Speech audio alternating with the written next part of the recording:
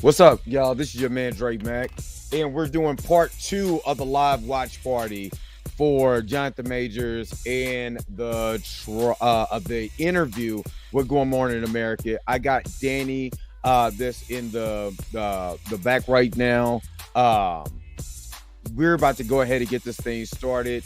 If you missed the first half, I am going to show it again because it's fair use. I'm gonna have to chop it in and all of that. You know what I mean? Trust me, I was fighting copyright strikes this morning. So hopefully you guys are happy. Hopefully you guys are healthy. Shout out to my man Heavy Gant, the Heavy Gant channel. For that, already know how to do it. Get in the comment section, get to talking, because we about to go ahead and we about to get this thing started. But you already know what it is. The real question is,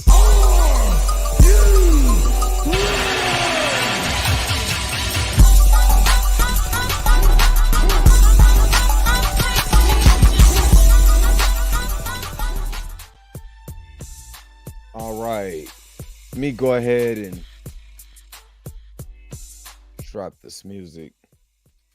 I forgot to drop it during the intro. What's going on? What's going on? What's up, Danny? You are still on mute. My bad. I'm here. I'm trying to multitask again. So yeah, you good. You good. I'm over here trying to run the same thing that we're doing here on your on your end. Yeah, and I'm trying to figure out, are you seeing what I'm seeing? Is this just a news show that's showing other stories in addition to this? For what I see, I went to my Disney Plus. I seen it says it's an hour or so in this, but I'm about to kind of skim through this real quick because it just literally just said Jonathan Majors an hour and 10 minutes. Right, and I'm trying to figure out why I'm not seeing the actual. Hold on. So you said Disney Plus? Yeah, I'm on Disney Plus in the Hulu app. Well, right, because I have a bundle. I have a bundle. I mean, it don't expire because I canceled it, but it's not expiring until the end of the month. So hold on. All right, send me the link real quick so I can see if it'll load it like straight to it. Because I'm like, where is it?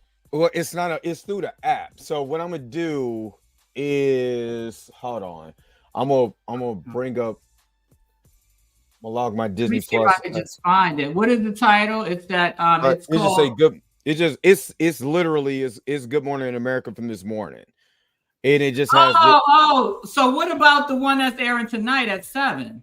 That's what because this is not it. This is just a replay of what happened. I'm literally skimming through it, and it's just a replay of that Good Morning America interview. So let me go back in because it says it's gonna be on Hulu. So yeah, and that's what I was in Hulu, and it's not loading. So I'm like, don't tell me they're gonna run that okie doke where you gotta wait. Because it's 6:05. It was at 7 o'clock Eastern time. Yeah. Okay. So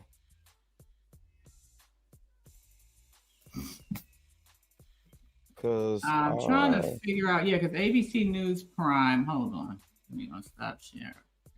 Okay, because this is the lady. So this is the right show. It's ABC News Prime with Lindsay, and it says here exclusive interview with Jonathan Majors. So I think what it is that they're doing it like the morning news, where they're gonna play a bunch of nonsense and then get to it. Is that where you? Because I'm on YouTube TV. So let me. Oh, you're on YouTube TV. Yeah, I signed up just for this and then I canceled it. So let's see. All right, while you get into that, I'm gonna get to some of the people here, and then I'm gonna try to see if I can find it because they said it was exclusive through Hulu. So, yeah, but I think they pulling that thing where it'll air first, and then you gotta wait till tomorrow to see it because I need to get back on YouTube TV. It sounds like that's what I need to do. And I logged into my YouTube TV earlier. So it should just sign me in. Stop playing. All right, let me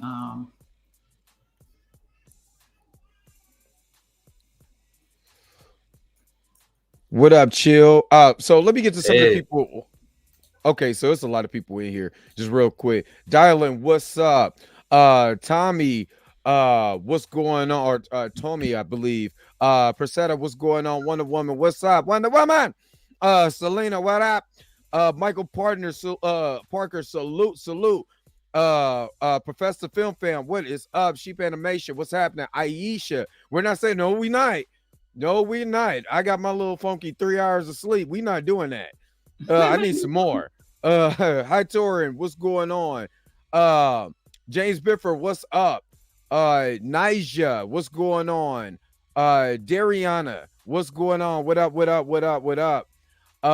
Erica Dixon, it's news again. It's the full interview. So yes, it's a full interview. Justice Note, what is up? TL, what is happening? Let me see. Did I miss anybody? Alvis Barber, what's up? Blue, I'm just waiting for y'all to pop in. Spoiler Kings, what up with it? Erica Dixon, I said already. She dressed me. I'll wait for y'all too. If you want to come in. That's on ABC Online and it came up. Okay, so it's on ABC Live. Okay. Erica Strikes. He said Hulu is for next week. Okay, so it's on ABC Live. Okay, so it's playing now. Or is it playing a whole bunch of new stuff first? Well, we about to see. Because it looks to me that the link that I got through YouTube TV is saying ABC News Prime, and then the headliner is Cross Country Winter Storms exclusive interview with Jonathan Majors, and then mall housing. So it looks like it's like a regular, like a evening news show, but then they're going to take part of it and dedicate it to Jonathan Majors. Okay, so let me go to ABC Live. Play my screen for a second. Because they explained it yesterday night's news. They said this, listen. It's reference to Coretta Scott King and much more, streaming at 7 p.m. on ABC News Live Prime. An extended version will air Thursday on Impact on Hulu. Okay. So you don't gotta wait till next week for the extended version comes on Thursday. But yeah, like she just said, ABC News Live Prime. What was it called? PM on ABC News Live Prime. And it's not airing. ABC News Live Prime with Lizzie, 7 o'clock. Okay, so I'm gonna go to my YouTube TV real quick. Yeah, I'm in here now. Or do you already have it? I'm seeing a weather report. That's why I'm like, what? It's weird. I think it's just a nighttime news show, and it's just gonna be like it was. They're gonna chop up other parts we didn't see. Yeah, that's probably what I'm thinking it is. And then play the whole thing Thursday. I don't know, man. I don't know. Hold on. Y'all gonna have to get my reaction Thursday when I get off of work. Okay. I mean, if we can even see it then, because that's the thing. I'm still trying to figure this out. So if anything, I'll just share my screen like I did today when it comes on, but I actually let me do that anyway, because I should have probably brought my laptop down for this other thing I'm doing, because if I play the audio, it's going to overlap. So now I got child. Okay. ABC News. You got me out here. Okay. They're just doing, because I'm on right, because it's hold on, wait a minute. Is it ABC News Live 6 to 9? Yeah, okay, because she has two shows. She has a show that comes on at 6 o'clock my time right now, and then she has another show that comes on at 8. So is this, and that one's an hour. So obviously the show that's on right now. Yeah, it's the one that's on right now. But like I'm saying, it's just it's a bunch of world news, and then according to the headliner, it says that they're going to talk to him. So yeah, let me share my screen just so you can see it. Let me see. I got so many damn screens open. Tina says she posted the link 1,000,000 times. Well, sorry, Tina. She's a fat face online. She probably did it 1,000,001.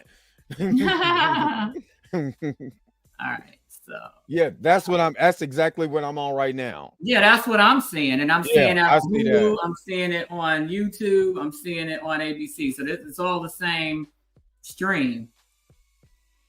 So I'm guessing we just gotta wait until we see his glorious face pop up, and then we gotta just shut up. I don't know. What color will his hat be? I know, right? He might go with champagne with the champagne brown look. He said champagne brown. What up? She dressed me. Here, send the link to me, and then I'll pull it up. See this link. Who, me? Nah, she dreads me. Should send me, DM me the link. See, Dallas, I wish we could, but it's live. Yeah. I really wish we could, because I would. Because I'm on it right now, but I can't because they're playing live news. So I guess this is like, if you don't want to watch the live news on like regular old people at 6 o'clock, you can watch it online. But you got to wait till after it airs. After it airs. Right. So by that point, everybody talking about it, and now you got to play catch up. So it's kind of a pain. Exactly. What's up, Torrin Reloaded? Torrin Rain Reloaded. What's up? What's up? What's up, channel member? Chandra said, we are favorite YouTubers. I don't, my favorite YouTubers now. We appreciate it. We're here to please. Well, I am. I aim to please. He aims to please. You are a great man.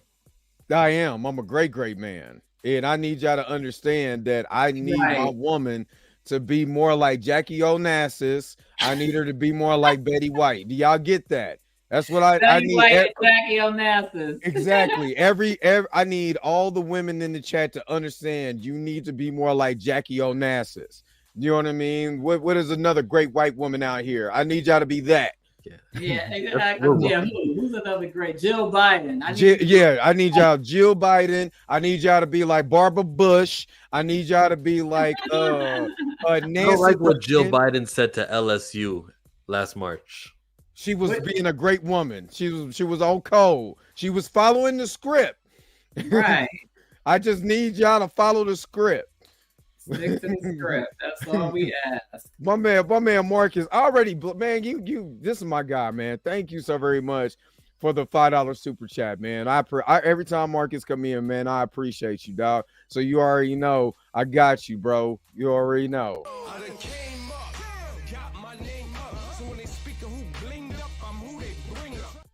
Appreciate it. Nah, we don't need no Hillary. She talk too much. She don't stay on code. We need Hillary, wow. I need great white women. Great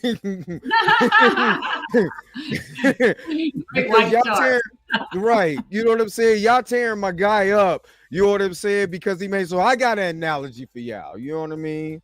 Great. But you know you're winning when that's still all they're talking about. That's all. And you know, it's funny because it's black. What I posted, the picture of Coretta Scott looking at them like you know, and y'all still harping on that, even after he made a joke about it, y'all still trying to clown on him. I'm like, y'all exactly. Just Kata, what's up? She said, I can only be Michelle. No. I need y'all to have that Betty White 99 and coming strength. I need that. Right. We ain't gonna do none of that. Who's that? Who's Michelle? I need that energy.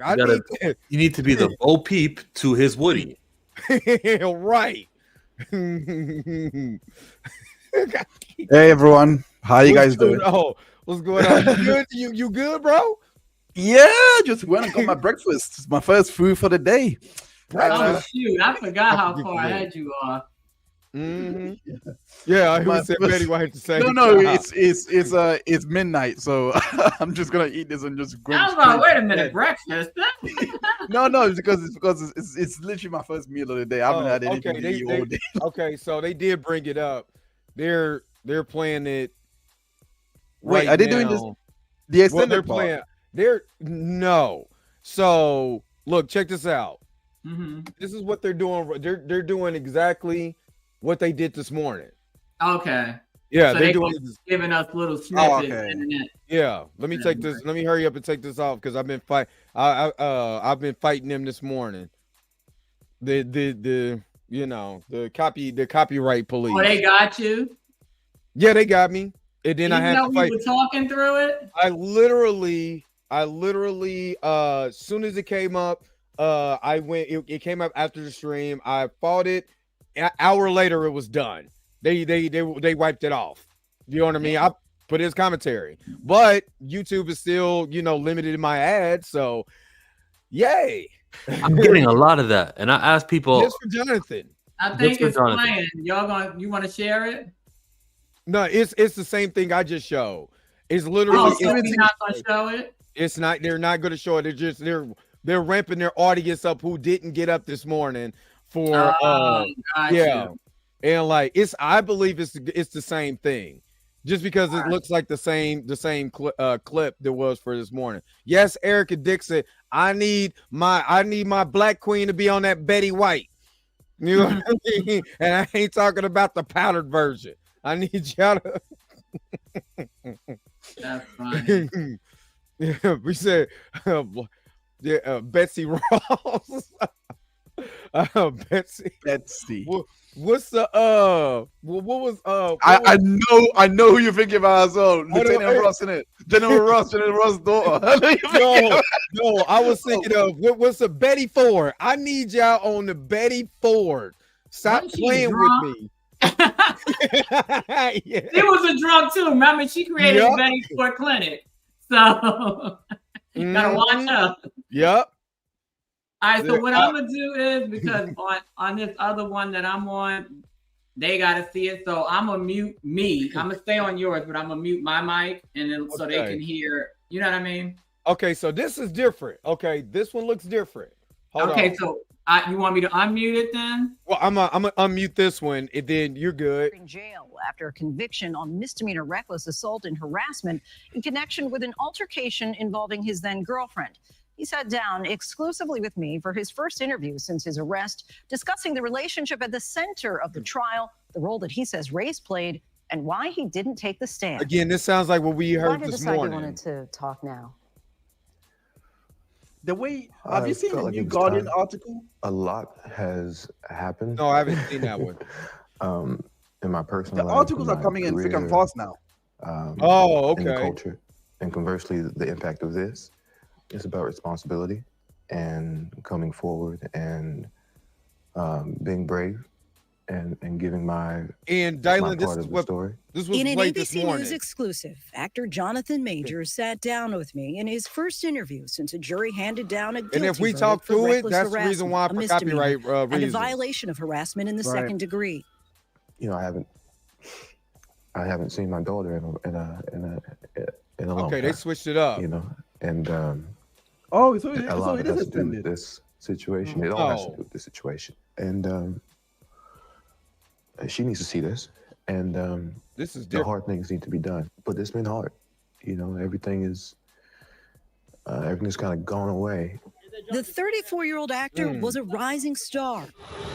This is our family story. Known for his roles in HBO's Lovecraft Country, Creed 3. I'm coming for everything. And Marvel productions like last year's Ant-Man and the Wasp, Fuck that Guardian Quantumania. article. Sorry. You're an interesting man. F that Guardian article. Scott Lang.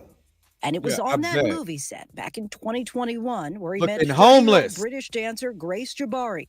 The pair dated until March of 2023 when Majors called 911 the day after a fight that was caught on surveillance video. Good. What happened exactly? Do you know? You're flipping it. No, I don't know.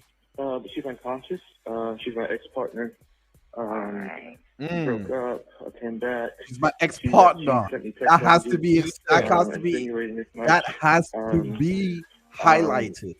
I stayed in a hotel last night. I came home this morning. Police found Jabbari on the closet floor of their apartment. How? Majors You were was on the arrested phone by New to York Holly City police. for 2 accused by hours Jabbari straight, of 20 assault, minutes in and out. strangulation, How and are harassment. you Convicted now found last suddenly month, unconscious on the acquitted of floor? 1 count of assault and 1 count of aggravated harassment, meaning He the sent jury those didn't pictures believe to he Holly. assaulted her intentionally. Your reaction to that verdict? Shock. I was absolutely shocked, and afraid. I'm standing there, and the verdict comes down. I say, how is that possible? Dre, based off the evidence. Dre, Danny, remember earlier when I told you about the interviewing styles of Gail King and hers? After the verdict, in a statement, Jabbari's attorney wrote in part, justice was finally served today, proving that the truth can prevail even in the face of power.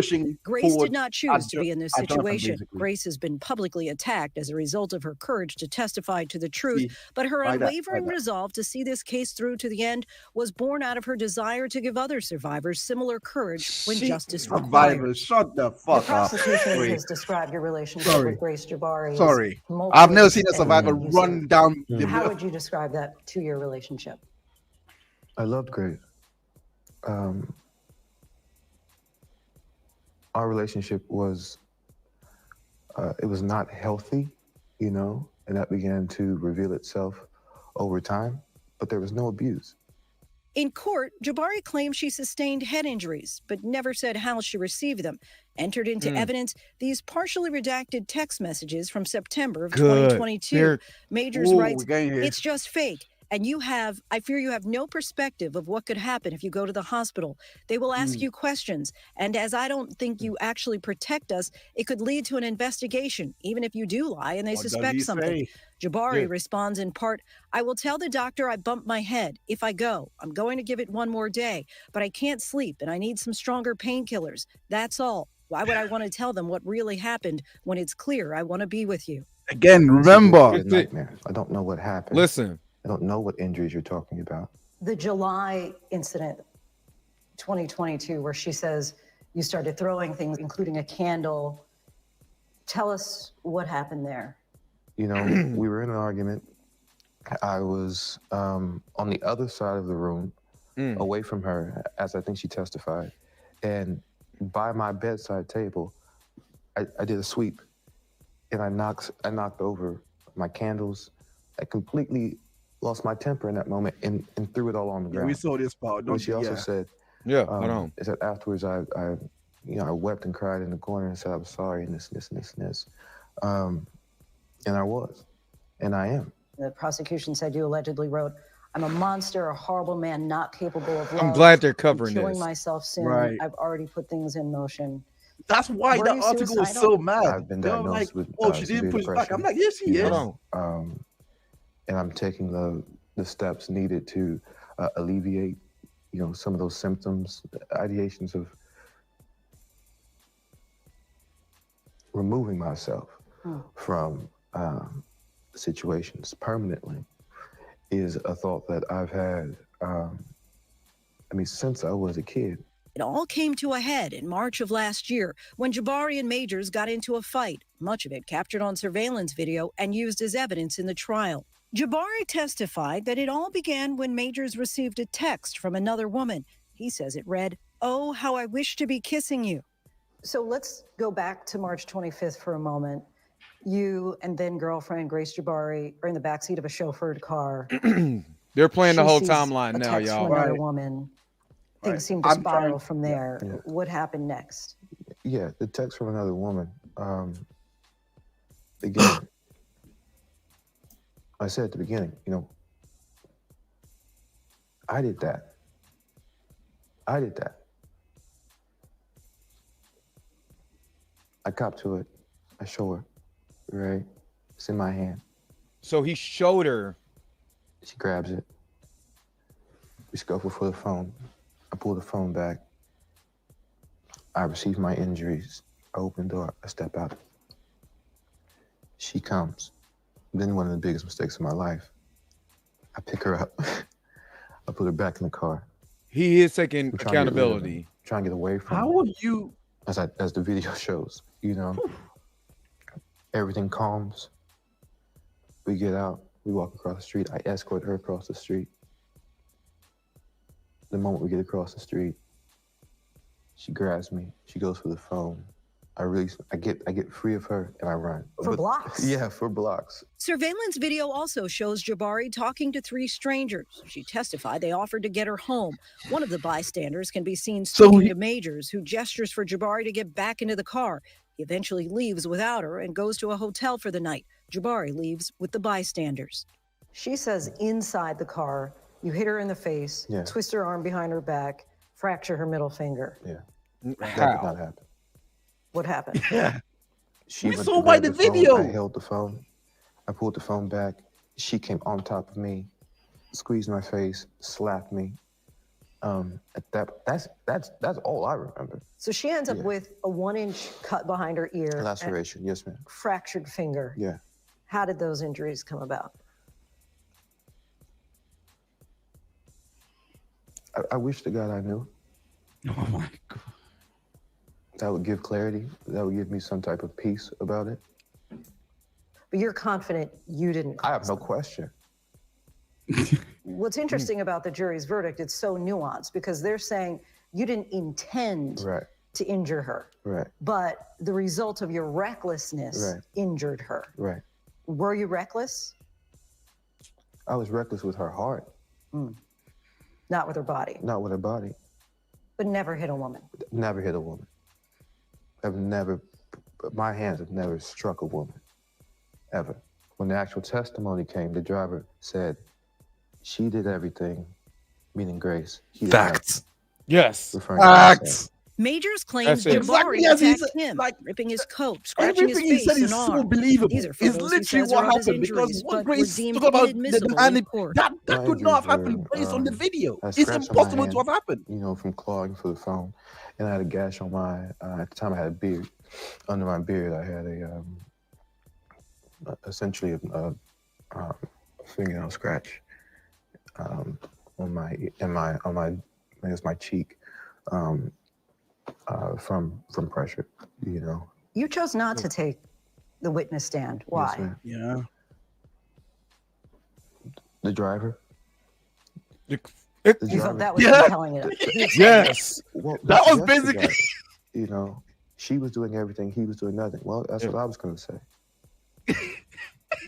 Mr. Majors, did you see any injuries on her? No, I didn't. Clinical experts, the detective I spoke to, all who testified before I did. But after all of that, what was I going to add? Yeah. Much more of our exclusive interview coming up. Next, Majors explains what he says led to an audio recording presented in can I just say something? Like, look, when they asked the first time earlier in the interview, from what we saw in the morning, why didn't you testify? He didn't answer the way he just did right there, where he said, because the driver, she was doing everything, he was doing nothing. He said, leave me alone. When he was quoting the driver, that wasn't the answer that he gave in the morning to that question, which irks me of how you can edit things. How am I even supposed to be sure that that's his original answer to that question? I don't know now. Right. I believe this was his Hold on, wait a minute. They're still. Hold on, I'm sorry. Oh, it's still going. Okay, cool. Yeah, it's still going. They did clip it a bit. The editing, but again, based on what we've seen from the video this morning, this is now a complete. They started from the start of their relationship to what happened in. They talked about what happened in September of 2022, going into the night that it happened. You know what I mean? So that was something that wasn't brought up in the original video or the Good Morning America video. So this one is a whole lot better to me, because we're starting to see now kind of how they're going to do it. The hour long of course, it's probably going to not be as chopped up as that, you know, the full interview, but they had to edit these certain parts. They could be able to feed you exactly what it is, and they're being fair. They're telling you, hey, you know, he got charged with this, but she also got charged with this, or you know, she also had this. You know, you say you hurt her. The jury said that you hurt her finger and punched her behind the head. No, that didn't happen. But, you know, I did get scratched in my face. I did get clawed up. You know what I mean? I never put my hands on her. And it's known now he never put his hands on her. It is now a fact. You know what I mean? Because all we have is the video evidence to prove that he never punched her or anything like that. And on top of everything, on top of what you just said, it's important. The video evidence, I can't believe it. Everything he said in his own right now. Okay, you didn't say on the oath, but well, clearly, but everything he's saying right now lines up. Like like she saw it, but she wanted to see it like, but with her losing control, like, you know, getting mad. We saw her get mad in the video after he's shown the text, because remember, she was able to see what was written and recite it. So of course he has shown her. You know what I'm trying to say? Remember that testimony. She gave that testimony saying it was a D'Angelo song. So she even knew the reference, because he must have explained this to her and say, no, with this and that. She loses it, starts wailing on him because she really believes that he's gone and he's trying to get away. He's trying to get the phone back because that's all she's cared about. Yep. But she said that in her testimony, all I cared about was the phone. That's why I chased him down like Jason Voorhees, Leatherhead, and Michael Myers for 5 blocks. I wasn't running. I was lightly jogging. How do you explain your jogging? Yeah, how do you explain your likely jogging? Well, have you seen Toy Story? Remember when they was chasing after the back of the van? I was running like that. I need you. Your assignment is to find that clip and play it so that they can see. Oh, you talking about Toy Story? The Toy Story, the one when he fakes dead. And when he's like, "Oh, what's his name's coming?" and then Andy's coming. Yeah. And then the chase one that you keep referencing, you gotta play those little clips like so they can actually see, because I think a lot of your audience probably don't even know what Toy Story is. That's our generation. I knew exactly what you meant, but I was gonna say the fact that he actually said she reached for my phone again. I didn't notice that, because I was wondering why would he just randomly start running again when he got out onto the pavement, and now it makes sense. Oh, they're back. They're back again. I actually saw that, like his arm reacted. He's like, "No, get off me! What the hell are you doing?" I'm running, and then legs it. During the trial, an audio recording was presented in court by the prosecution of Jonathan Majors and Grace Jabbari during an argument. How dare you come home drunk and disturb the peace of our house? Coretta Scott King. You know who that is? That's Martin Luther King's wife. Michelle Obama. Well, you find it's Coretta now. My temper, my my travel, blah, all that said, right? And I'm not saying I'm a great man. A great man. I am doing great things, not just for me, but for my culture, and for the world. I'm glad they're covering all of this that they didn't cover this morning, y'all. Supports me, that I support, that needs to be a great woman. There are some who question, especially in the Black community, as you're probably well aware, that people were saying, well, why was he telling this woman to be like Coretta Scott King and Michelle Obama? Give us like the context of the conversation. It was me trying to give an analogy of what it is I'm aspiring to be. You know, these great men, Martin.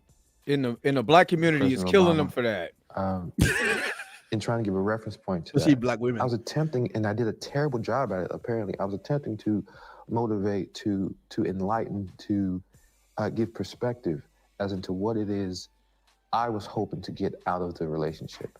I think that's fair. In her closing argument, your attorney said that your greatest fear of being a Black man in America calling 911 came true. Suggesting that race was a part of this. Do you feel that race is a part of this? I mean, of course it is, you know, like, without question.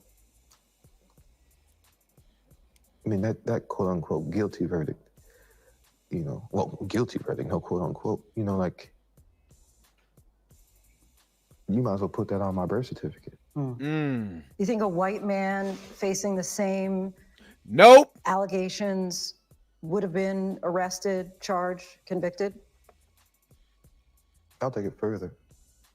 If you watch those videos and you reverse that, and you saw a Black man chasing a young white girl down the street, screaming and crying, that man is going to be shot and killed in the streets of New York City. that black man will feel that. Manhattan District Attorney Alvin Bragg's office responded saying in part that they do their speaking in court. Jabbari's attorney responded to this interview saying it is not at all surprising that Mr. Majors continues to take no accountability for his actions. His denigration of our jury system is not dissimilar from the above-the-law attitude that he has maintained throughout this legal process. The timing of these new statements demonstrates a clear lack of remorse for the actions for which he was found guilty. What's going on, should Lauren? make the sentencing decisions fairly easy for the court. Mr. Jabbari will continue They're to so speak full the of truth crap. and seek justice in the appropriate forums in a continued effort to respect our legal process. Grace, as you know, was arrested and charged for assault, but will not face prosecution. Right. Do you have thoughts on that?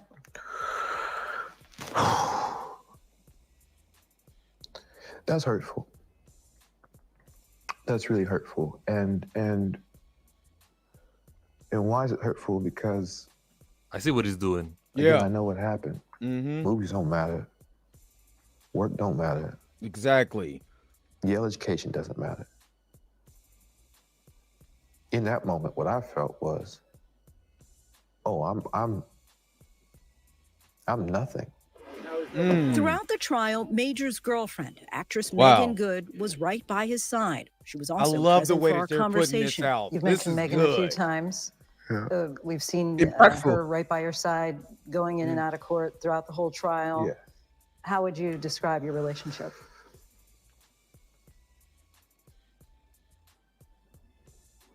It's a miracle. She's an angel. Hold up. That's from this interview. That's not from court. Oh my God. Yeah, I actually thought it was on court earlier as well. I actually thought it was a court footage. To have her, the relationship is still fresh. She's actually right there. She's right there. I think I found her. Yeah. The one. I hope she just stick with me.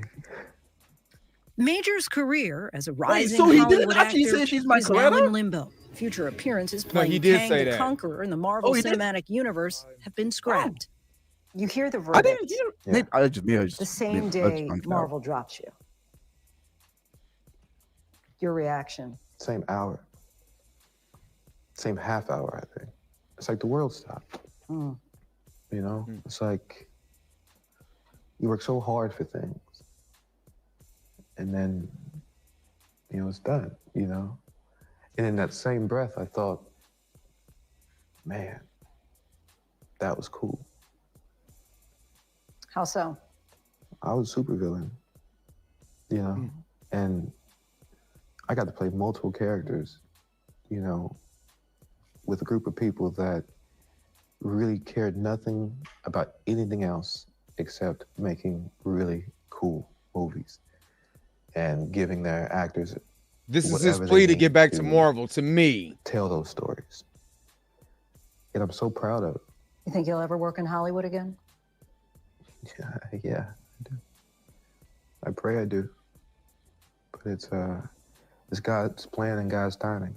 For those who say, look, he's convicted at this point, what would you say? I mean, do you deserve a second chance? I think that's when it comes now, because every time there was a chance, he chose not to. Just the fact that Lindsay Davis is asking the question is enough of a shot, is enough of an elbow towards Grace Jabbari. Exactly. Right. Exactly. And then what he's also doing, he's making that plea to Marvel. Like, hey, look, I made a mistake. I love the moment that I have in time with y'all. I love that. And I would love to do that again. I played a super villain. You know what I mean? And they have enough time. Let's be real. They still have enough time because, like with anything, time heals all wounds. So they have enough time to be like, you know what, Jonathan? You did the interview. You did your appeal. Whatever the case may be. You know what? Let's bring you back on. Because right now, Marvel is in so disarray. And I know we talked about it when She Dressed Me, that it's getting hard right now to hire folks. So bringing Jonathan Majors back on is going to be the best thing you can do, because it's going to be, you can tell the redemption arc. Again, I said this before, this is bot level shit. what you do, you do the sympathy, that you get it on there, you get it on our network, and then once it's ready, once that oven is hot, bam, let's bring them back. We're buffering. People are saying that it's freezing. Now people are saying we're back. So disregard. Okay. And shout out to Michael Parker. Thank you again for another $20 super chat. Appreciate it. I've taken that car service before, and they're constantly observing you through their rearview mirror, especially something extra is taking place. The driver would definitely know what is taking right in his vehicle. Exactly. And then when Danny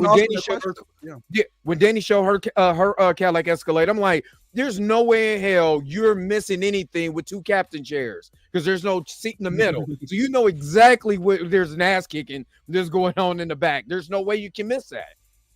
He said, okay, we're back. I wish I could have heard what Chill was saying. I'll repeat myself. But let me add to what you just said right now about the driver. I'll gladly repeat myself. That driver, his ability to see what's going on in the back didn't matter, because he was speaking in Urdu. And these people the jury will not value this foreigner speaking this other language. He ain't white. Nah, I'm going to believe Grace. I'm believe Stephanie. The Duchess Stephanie McMahon Helmsley III. Let me go ahead and give this super chat. Thank you so very much, Mike.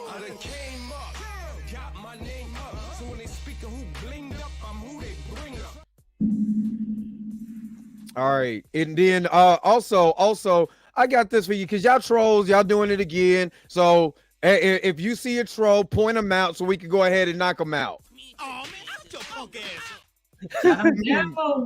Is it back up? Is the interview still happening? No, they're done. That was the last segment? That was it. That was the last segment. But I can't stay long. I'm really, really hungry, but I just want to say thank you. Get something to eat. No. I really appreciate you for bringing me on here, Dre, and we definitely have to do this again. And you know, I just want to say, look, that interview was probably I just spoke to Liana right now, and she basically said something that really stuck out to me. Wow, that's really important, because he said she was looking for clues of lying, you know, how someone was lying, etc., you know, based on her experience. And she was like, this guy wouldn't be, well, he says he's not a good liar because he has a very expressive face. And I didn't think I noticed that until like I didn't think I noticed that, because if you are lying, you can't control this. You know what I mean? Everything he said, I think, was very authentic. Like he did that interview well. And on top of that, what I noticed was the fact that he said, in terms of the suicidal thoughts and all that he's had that since he was a child, that he was diagnosed clinically depressed. Like that's really, I mean, if you want to use the whole pattern of abuse, because I know Alvin Bragg likes to, you know, bring that up. I'm not saying it's a right thing to do. Like, you know, like if anything that those texts were indicating would show, but it speaks to what I was suspecting before. It sounds like this guy has serious unhealed stuff that he has to deal with. Like, I did not depression, anxiety. It vindicates me beautifully, because I was like, no, it's not suicidal. I mean, not just me, but a lot of you guys share this same opinion. Like, he's not like that. Like he's not threatening suicide if you leave me. He's actually trying to express, I don't feel this is constricting, or, you know, like he's trying to express the way he could. And the fact that he said he was clinically diagnosed with depression, yo, lay off him. You know, that's the best thing I can, like he doesn't, like, to be honest, I'm surprised he's still walking, because yo, like, he's been through something that I don't think many of us would survive. Fun fact, and as a former, I say former because I literally just quit in May. As a former K-12 educator, having dealt with kids that I worked in 99.9% free and reduced lunch school districts. So for Americans, that means they are poor, like poor. We're talking below poverty level. Most of the parents are close to illiterate, and that's not even stereotypically, it's true, because the average parent is about 12 to 15 years older than their child. So I'm saying that to say that mental illness thing, there was so many children that we tried to run interventions on, and the parents refused to get them services.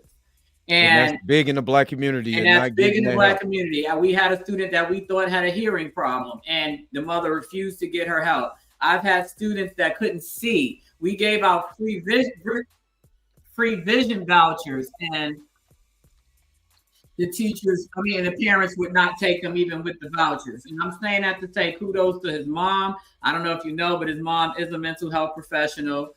One that can diagnose, that can take health insurance, that type of mental health professional. Kudos to her for recognizing that and getting him that help. And destigmatizing mental illness of any type, because even ADD, anxiety, people think mental illness is schizophrenia, bipolar, borderline personality. Something as simple as anxiety is considered a mental illness. A lot of people have anxiety. Yeah, I have it. And it's nothing to be ashamed of. Exactly. It's nothing to be ashamed of. And I'm hoping that he can align himself with some type of Black men's mental health initiative, so that he can push that more and help, Black men understand that it's okay to not be okay. And I said that before. I said that for the one thing that he needs to do is go out once this is over with, for rehabilitation. Just go out, be the champion for men's mental health, Black men's mental health, and that it's okay for you to see a therapist. And shout out to Bougie on a budget, figure rated. Let me just say that I love the interview. My fear is the Black blogs are going with the narrative of him calling Megan his Coretta. It's upsetting, and you're absolutely correct. I've seen the Shade Room. I talked about that this morning. It's heartbreaking. I'm not gonna lie, but it's not nothing that I haven't seen before. But I appreciate your super chat. Let me go ahead. Let me. I'm gonna just keep it simple right now.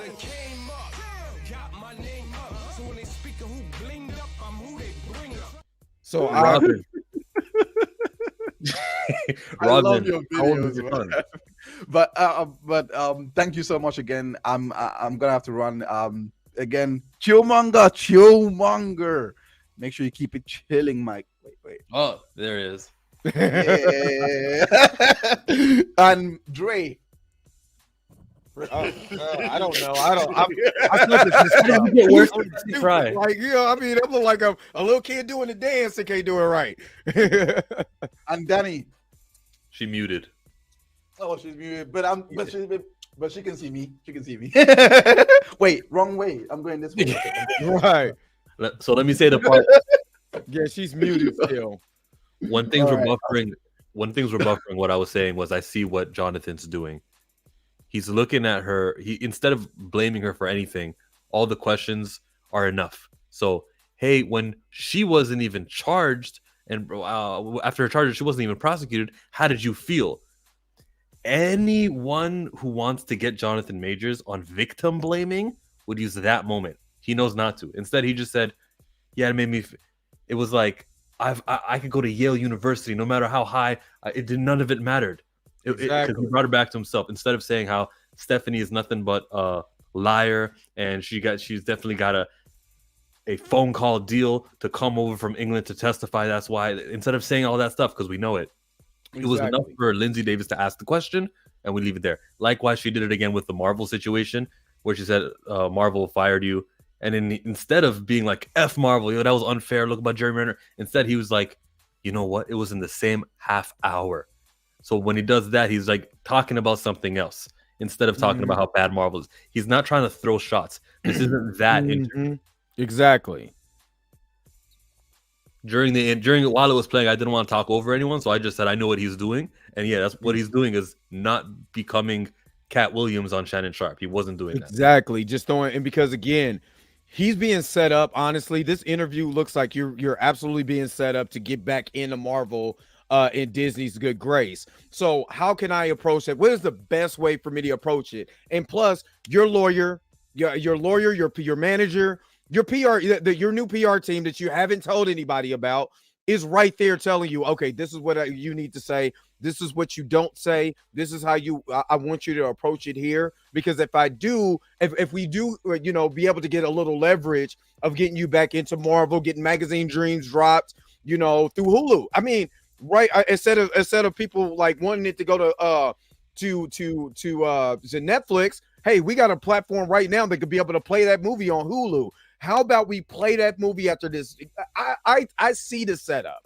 I see exactly what Disney is trying to do, and I'm not mad at them. I love this interview more than I did the morning one because it gives a lot more context of the timeline. So I like that.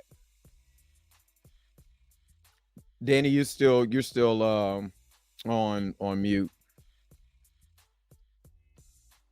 Hold on, I think I'm gonna clip the part where he goes, "Why didn't you take the stand?" Well, the driver said everything. I didn't think I needed. What was I gonna add? I think that would be a great part. That could get viral. Yes. So again, to everyone, when you see that on my Twitter account, please retweet it and make sure that more people get to see that stuff. What's going on, Sissy?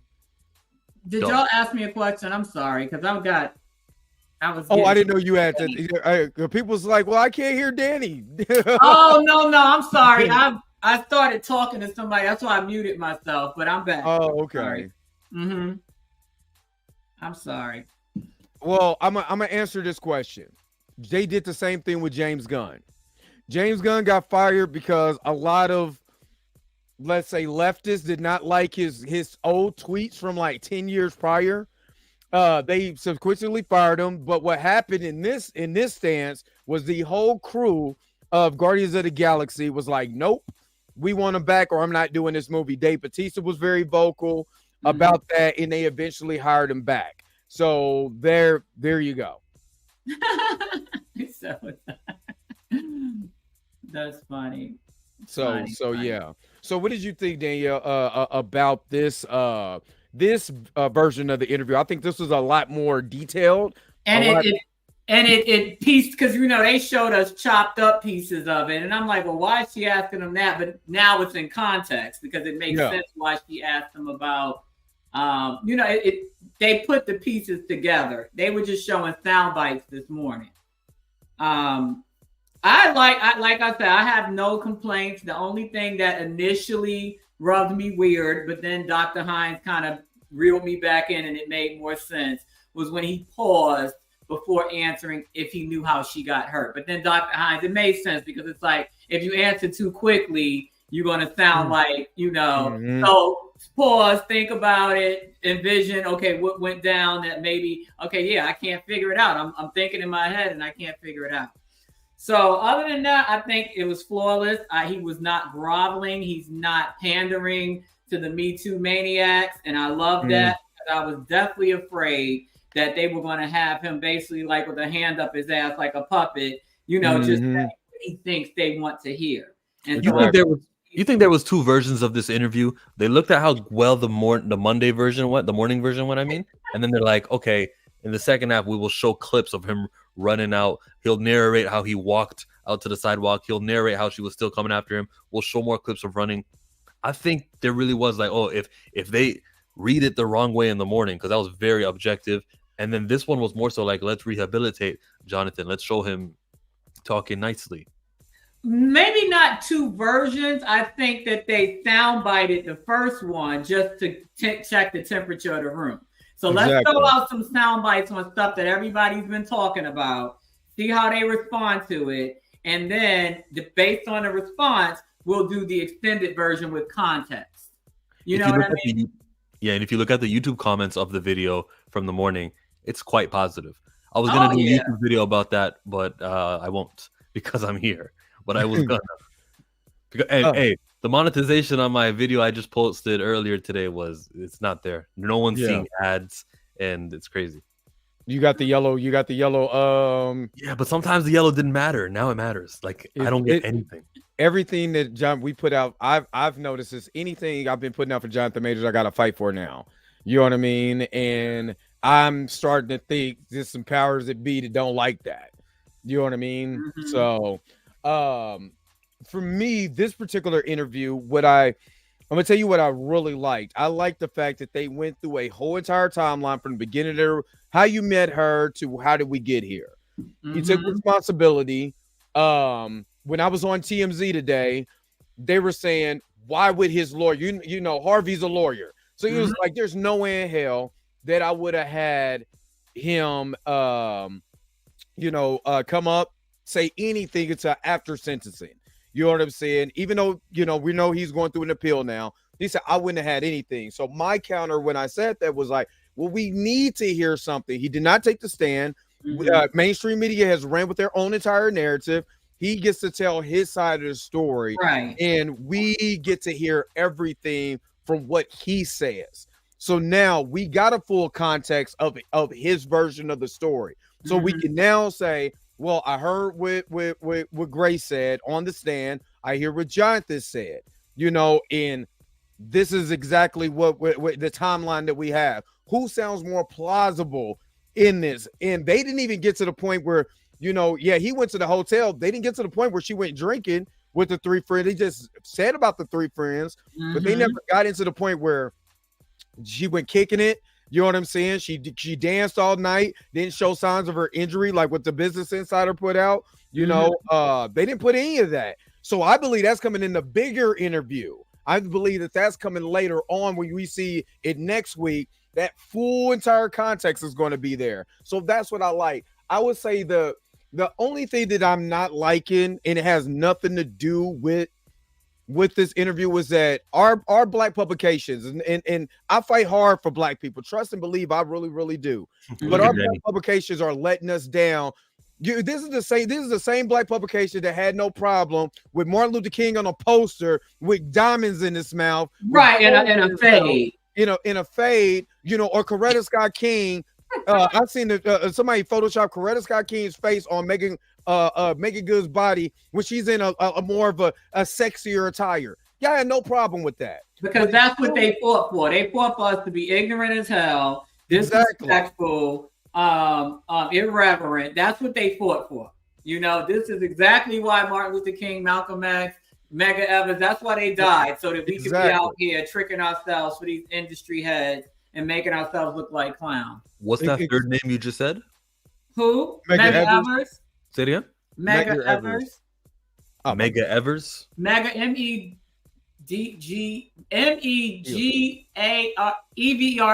He was in the 1950s. This was in Mississippi. He was a civil rights leader. Actually, his house is a museum now. They shot him in the driveway in front of his bed. You know, I already knew they shot him, but when you began the story, like, yeah. Yeah, he was a civil rights, Medgar, if I'm not mistaken, Evers, Evers. His wife is still alive. His kids obviously are still alive, but they shot him. He was coming home from wherever, and they shot him right in front of his kids in the driveway. Wow. Yeah, I saw Fred Hampton Jr. is still alive because he was just a baby, pregnant actually. Yeah, he's still alive now. Yes. Michael Parker again. Thank you again. Are we gonna call this man Michael Parker and pretend like Michael isn't the middle name of Jonathan Majors and Parker isn't Nate Parker? Come on now, we figured you out, fam. Well, Michael be dropping bags, so I can't wait till I get monetized. Michael, save up them little coins for me, okay? I appreciate you, Michael. I take makeup payments. We all guess which questions GJ PR team will we already know the Jabbari tribe PR team would demand not to be asked of her if she does an interview. I think we all know at the very least they'll allow her to shrug them off. Exactly. Yeah, I mean, I said a lot this morning because I was sleepy. But I appreciate you. Thank you so very much. This is for you. Now you're looking at the world's richest man, and I'm black. So I appreciate the super chat. I don't. Oh, thank you, B. Y'all be saying such nice things in the comments. Yeah, they do. They tell me I'm funny looking, but and like I said in one of my most recent lives, I'm not that person. I don't need people constantly telling me stuff and gassing me up because that ain't my thing. But I appreciate it. I try hard to stay well preserved. So I'm glad that it's noticed. So I'm gonna give you an exclusive reenactment of Jonathan Majors being chased. It's just a reenactment of Jonathan Majors being chased by Grace Jabbari. Let me show y'all real quick, and you'll understand. Look at you got it. Look at you got a friend in me. When the road looks rough ahead. Hold on, wait a minute. Check out my man's arms, though. Look at my. Tell me that don't look exactly like. Let me stop. All right, I'm gonna stop being. Oh, you gotta find the one when he plays dead, though. You know that was a whole movement, the Andy's coming movement. Yeah. Oh my goodness, that is wild. That is wild business. That was funny. Yeah, so you got to save that in your archive. So whenever we bring it up, you could just.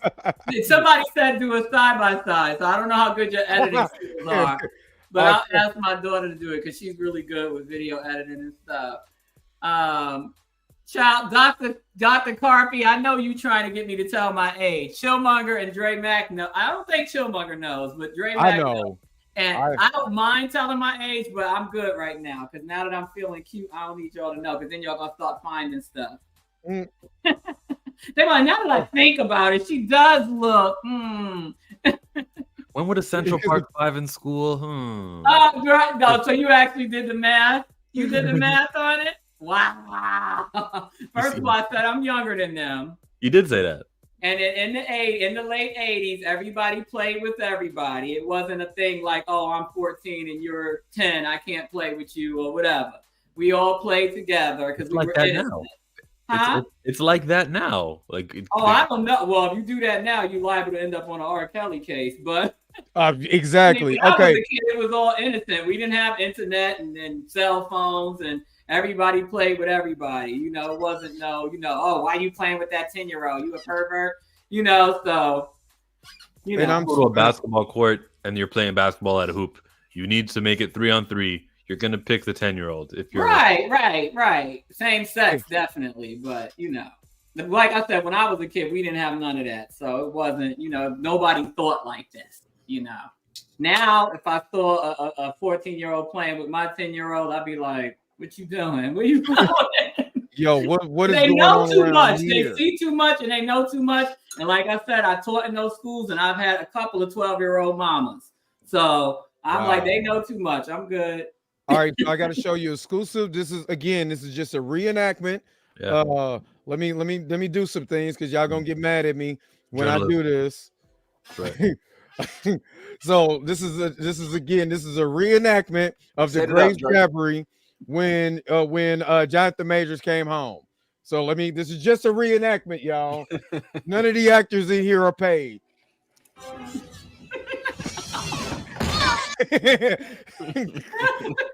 That's just a reenactment, y'all. That was her after the maintenance man opened the door. As soon as that he stumbled over that over that luggage, she was like, oh. Exactly. Oh my God. Yeah, I'm telling you, do it side by side because I'm sure we're gonna get to the part of the interview where he's talking about getting home and finding her in that closet. So we got to have that queued up. Oh, most definitely. And B. Smith, thank you so very much for the 1999 super chat. Thank you so very much. They are keeping so much under wraps. I am still certain as to what this interview would do for Mr. Majors. To me, I said this earlier today. This is for the shareholders. That's who this is for. This is for middle America, white, middle age, you know what I mean? Good job, you know what I mean? To kind of mass them over. So I'm telling you, they're gonna bring him back.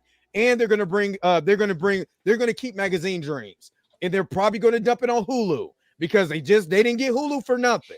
So again, that's what they're probably gonna do. So now this is a way for them to be able to push, this narrative of this guy's being real. He answered all the things we needed to answer. He took responsibility for himself. He's getting help. He acknowledged that he does have a mental health problem that he's been dealing with as a kid, so we're going to get him the help he needs. The same thing they did with Ezra Miller. And I'm still waiting for the memes from Black America for Ezra Miller. But, right.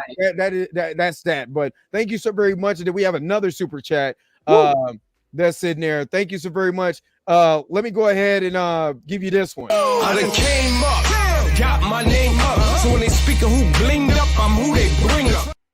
So appreciate that, B Smith. And then there's another one. Kev Z 247 $30 super chat. Thank you so very much. Showing love. Keep up the good work, y'all. Thank you so very much. That's what we're here for. Our job is to break what mainstream media is doing.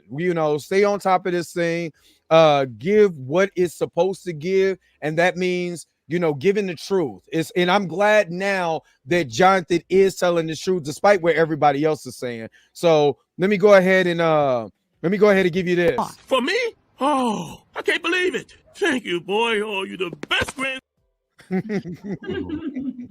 So thank you again for the $30 super chat. I really appreciate it. All right, so we have to switch. We're switching gears because he said somebody's in Danny's DMs already. Oh Lord, please. So I just see you got great skin. They over hold up. Wait a minute. Hold up. Let me say this, dog. This ain't the chat line. Y'all over here trying to. Wait a minute. What now? What's the thing? They over here trying to get on. I'm missing some of these comments. I saw the DM comment. I ain't seen nothing else. Oh, I thought I seen. No, you seen one that said you have great skin. Oh, child. Like I said, I'm hopped up on preservatives. Y'all gotta see my vitamin cabinet. Take vitamins, collagen, people, collagen. Look, I'm over here with my daily dose of vitamin C right now. Listen to this. Okay, granddad. Okay, pops. Vitamins and all that stuff. I'm telling you, the lethal interjection crew is coming next. That's coming. Trust me. That's gonna be that's gonna be my next super chat. Is the lethal interjection crew in the pimp named Slickback? Say it with me now. So, of course, if you see us switch gears, we have my two esteemed co-hosts of the Blurred AF, because we do this on 7:00 p.m. Of course, this was Jonathan Majors Monday. Majors Matters. So, of course, we talked about it. Mika G Naughty is here. Chillmonger gets to kick it on Blurred AF, and then Danny is on Blurred AF today. So I had to change the aesthetic if y'all seen that. So thank you so very much for hanging out with us on Blurred AF. Mika, Blue, did y'all see anything or any of the video or anything? And what's your thoughts if you did or if you didn't? Mika ain't say nothing. She ain't say it. Shut up. Yes, I did. First, let me say hey to everybody. Hi. I saw all your comments. Hi. I watched part one. Hold up. Wait a minute. I need to go and put my makeup on. Get your collagen on, like Danny said. Get your collagen on. Collagen on. Everybody all dolled bring out the Durban roller and all of that. You be yeah. Your collagen shots. You need your biotin, all that, man. Keep it all. Keep the hairline. Keep my edges from falling out. Yeah. See, this side of the chat. See, this is why I did it. This side over here looking good. We over here medium rare ugly. Medium rare ugly. Medium ugly. So you make me sick. No, I got to see part one and a little bit of part two because I was at work mostly today. So I do need to go back and rewatch the whole thing. And thank you. Thank you for the comment. Danny and Mika, hey, y'all got y'all a fan club going. I'm trying to tell you. I ain't gonna say. All right, but no, all right, great. Appreciate it. I'll make sure to. I'm gonna run the chat if Robin's not in too. I think Robin is still in, but I'll make sure to run the chat too. So, Go ahead, y'all. I'm sorry. Oh no, I think that this interview was good. It was a good look for him.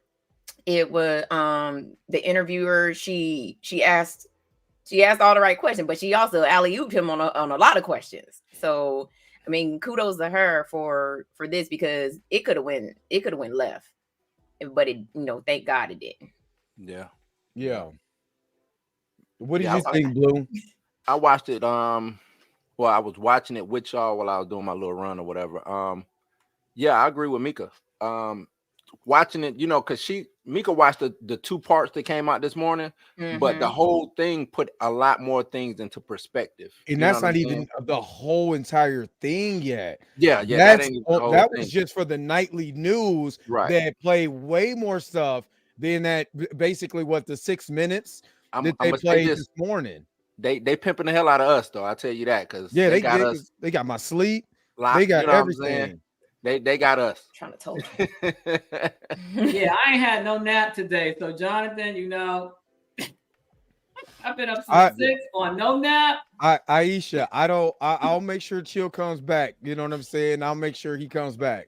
I got you. I don't know what happened to him, but I'm gonna make sure he comes back. I think he's got to edit a video, but I got you. Don't worry about it.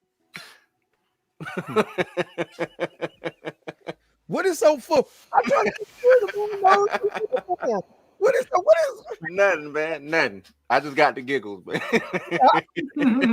He's just giggling like a schoolgirl. Exactly. Give me 1 second. Just a giggling.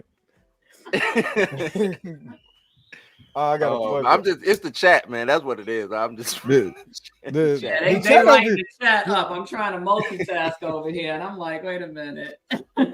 Oh man.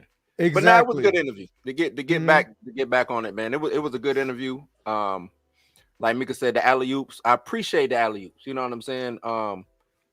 To me, sometimes you do have to frame certain interviews a certain way to get people to talk. You know what I'm saying? And I think that's what her whole situation was. Her whole thing was we did just fire this guy. I don't know who reached out to who, but I need to get this guy to talk. And I think she believes him more than not. You see what I'm saying? I'm listening to you. I believe that she believes him more than not. Lindsay believes Jonathan Majors more than not. So I think that's why she gave him the opportunity to speak and to be free like that in a safe space. What's up, Aisha? Salute to you. Salute. Hey, KZ said my pops was like Kiki hell. All right, Kiki my ass. What y'all got going on over there? Oh Lord. But yeah, I like the way, like I said, I like that this was exactly Woo Chow. I ain't did nothing. I didn't do nothing. First of all, my lips ain't dry. No, I'm good. But I do like that this did bring it all into context, because like I said, again, when you're looking at this from a business point of view, this is for mainstream.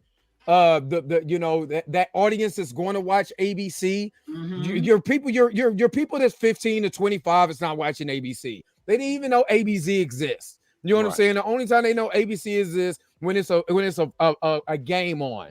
They don't know what's going on with ABC. They're not actively watching that. Again, middle America, you know what I'm saying, is watching ABC. They're going to say, well, I did hear from the Variety about this guy, Jonathan May. Let me hear what he got to say so I can get my own point of view, whether I like him or not. Does it change my thought process?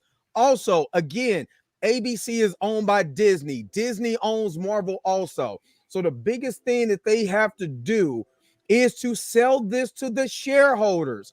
If he comes back, which I believe now, I'm more 70% believe that he's going to come back, because you don't put this on your network. You know what I mean? That you want or this guy has been on, even though you fired him, because they did the same thing to James Gunn. They can fire you and rehire you. That's all I'm saying. Skip the context. They fired a man and rehired him. That's the simplicity part of that. Yeah. And you get this guy on this network. You share this. You see that he's remorseful. Something that Ezra Miller did not do. WB came out and said, "Well, Ezra Miller's getting help. He's, they are getting help. They are getting the stuff that he need. They need rehab. We're gonna stick by this."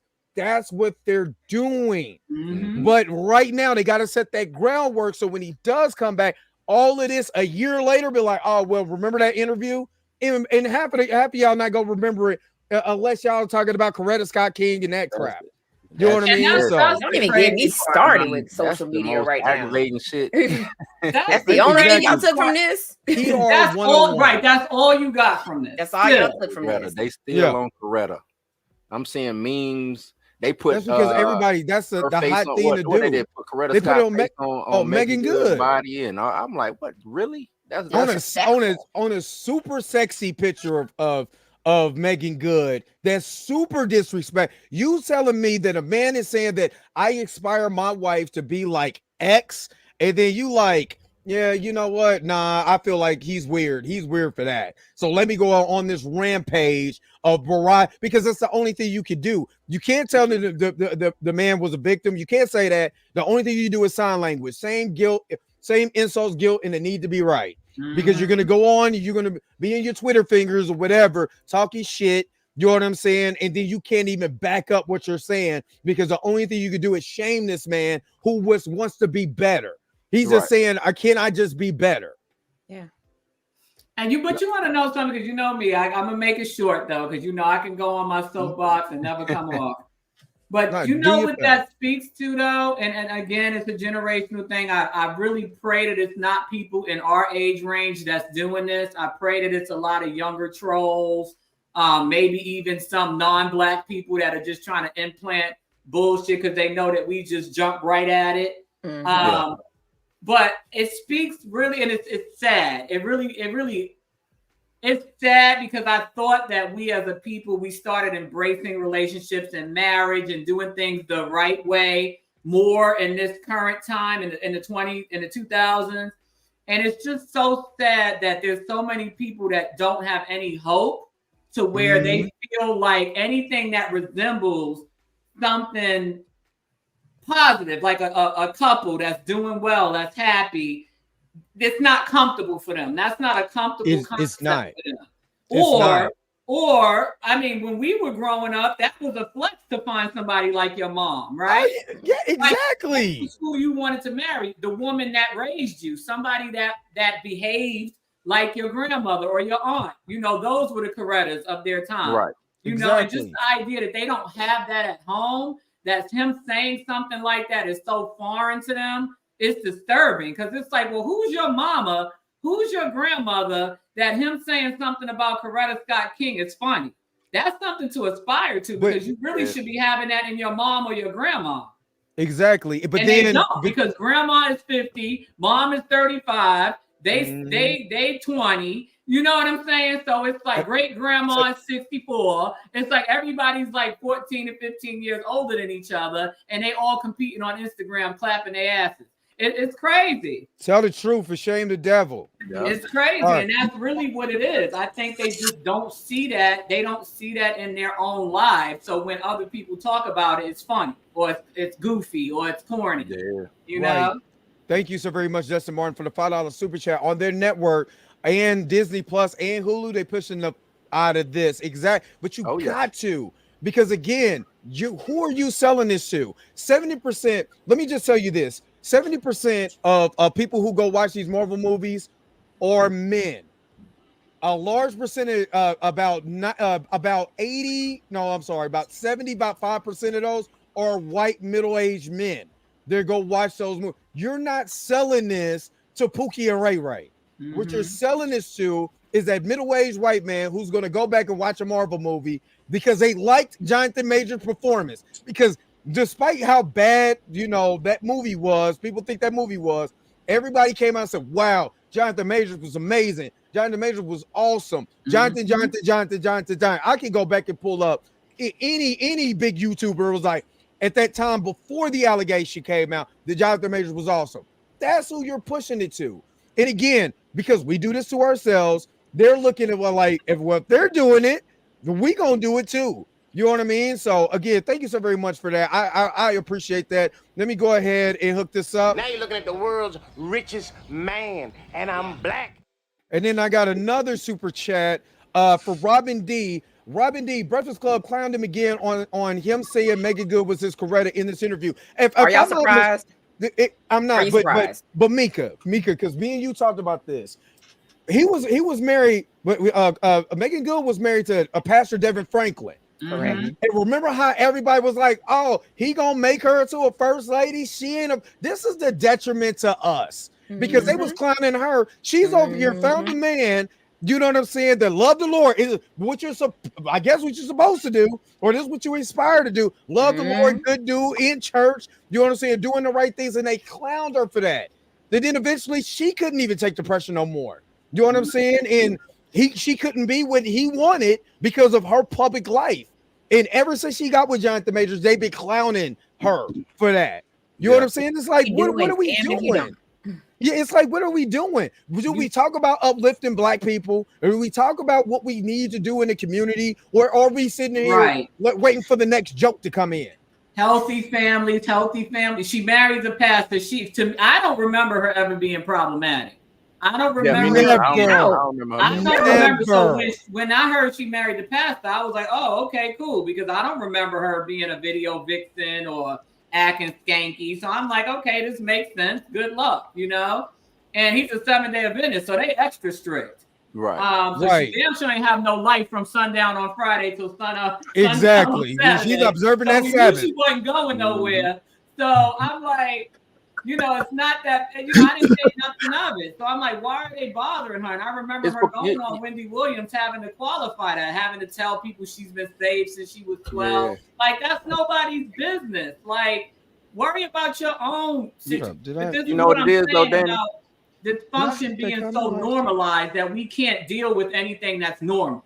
Right. And that's what I was going to say. It's the crazy thing is, I think those people, the trolls, whatever we want to call them, they can't see themselves in a position like that. And that's what they say that in the girl, couldn't have been me.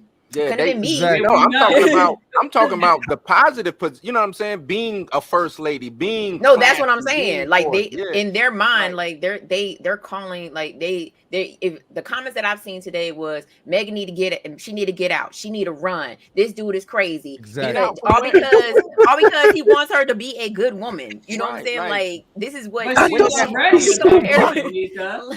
she's been a good woman. Right. Exactly. So they're like, no, he need to run. He's crazy. He's a narcissist. He's this, he's that. No, girl, you need to run. You need to run. Why? They need to stop using that word, man. It's so rinsed.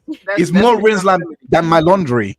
Right. Yeah. It's overused. The tag narcissist, whether they put it on a man or a female, is because that person who uses that term does not want to take accountability for the shit. Right. It is. Exactly.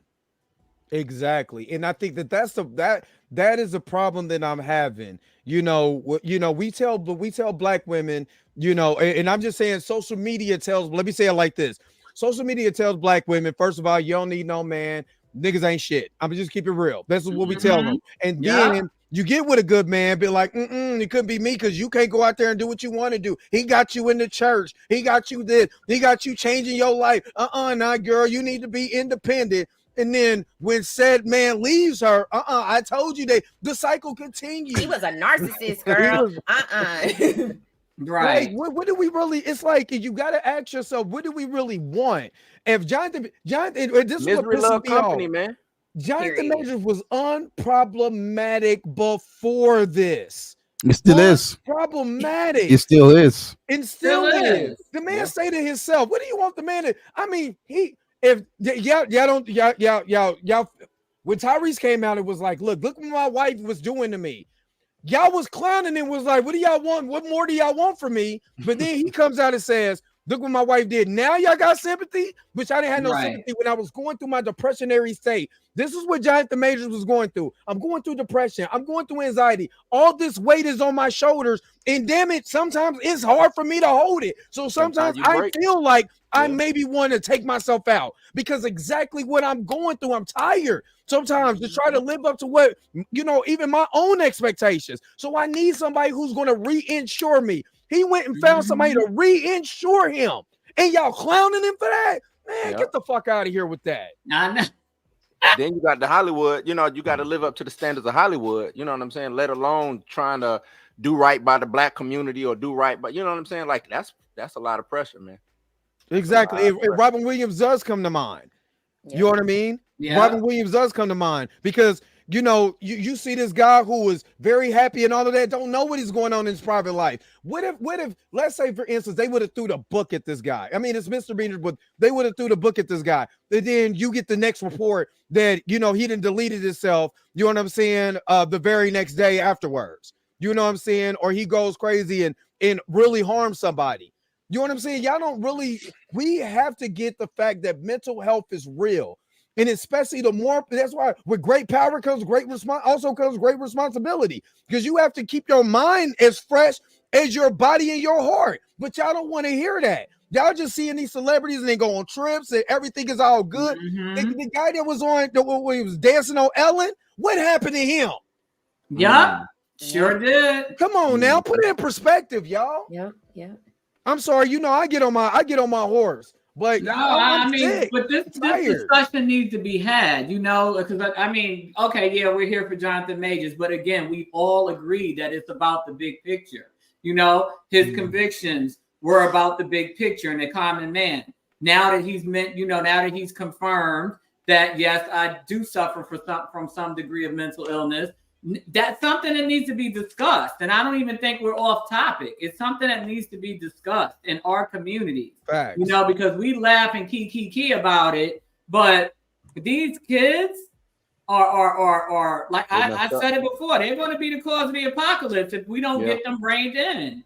Because their minds are, and you see it in the comments, and assuming that a lot of these people are adults that are in these comments, it's the adults and it's trickling down to the kids. The lack of empathy, the lack of ability to critically think about situations, or maybe this is just escapism for them. Because I'm promising you that all the stuff that they're saying on social media, they're looking in the mirror hating themselves more than they hate Jonathan. This is all projection.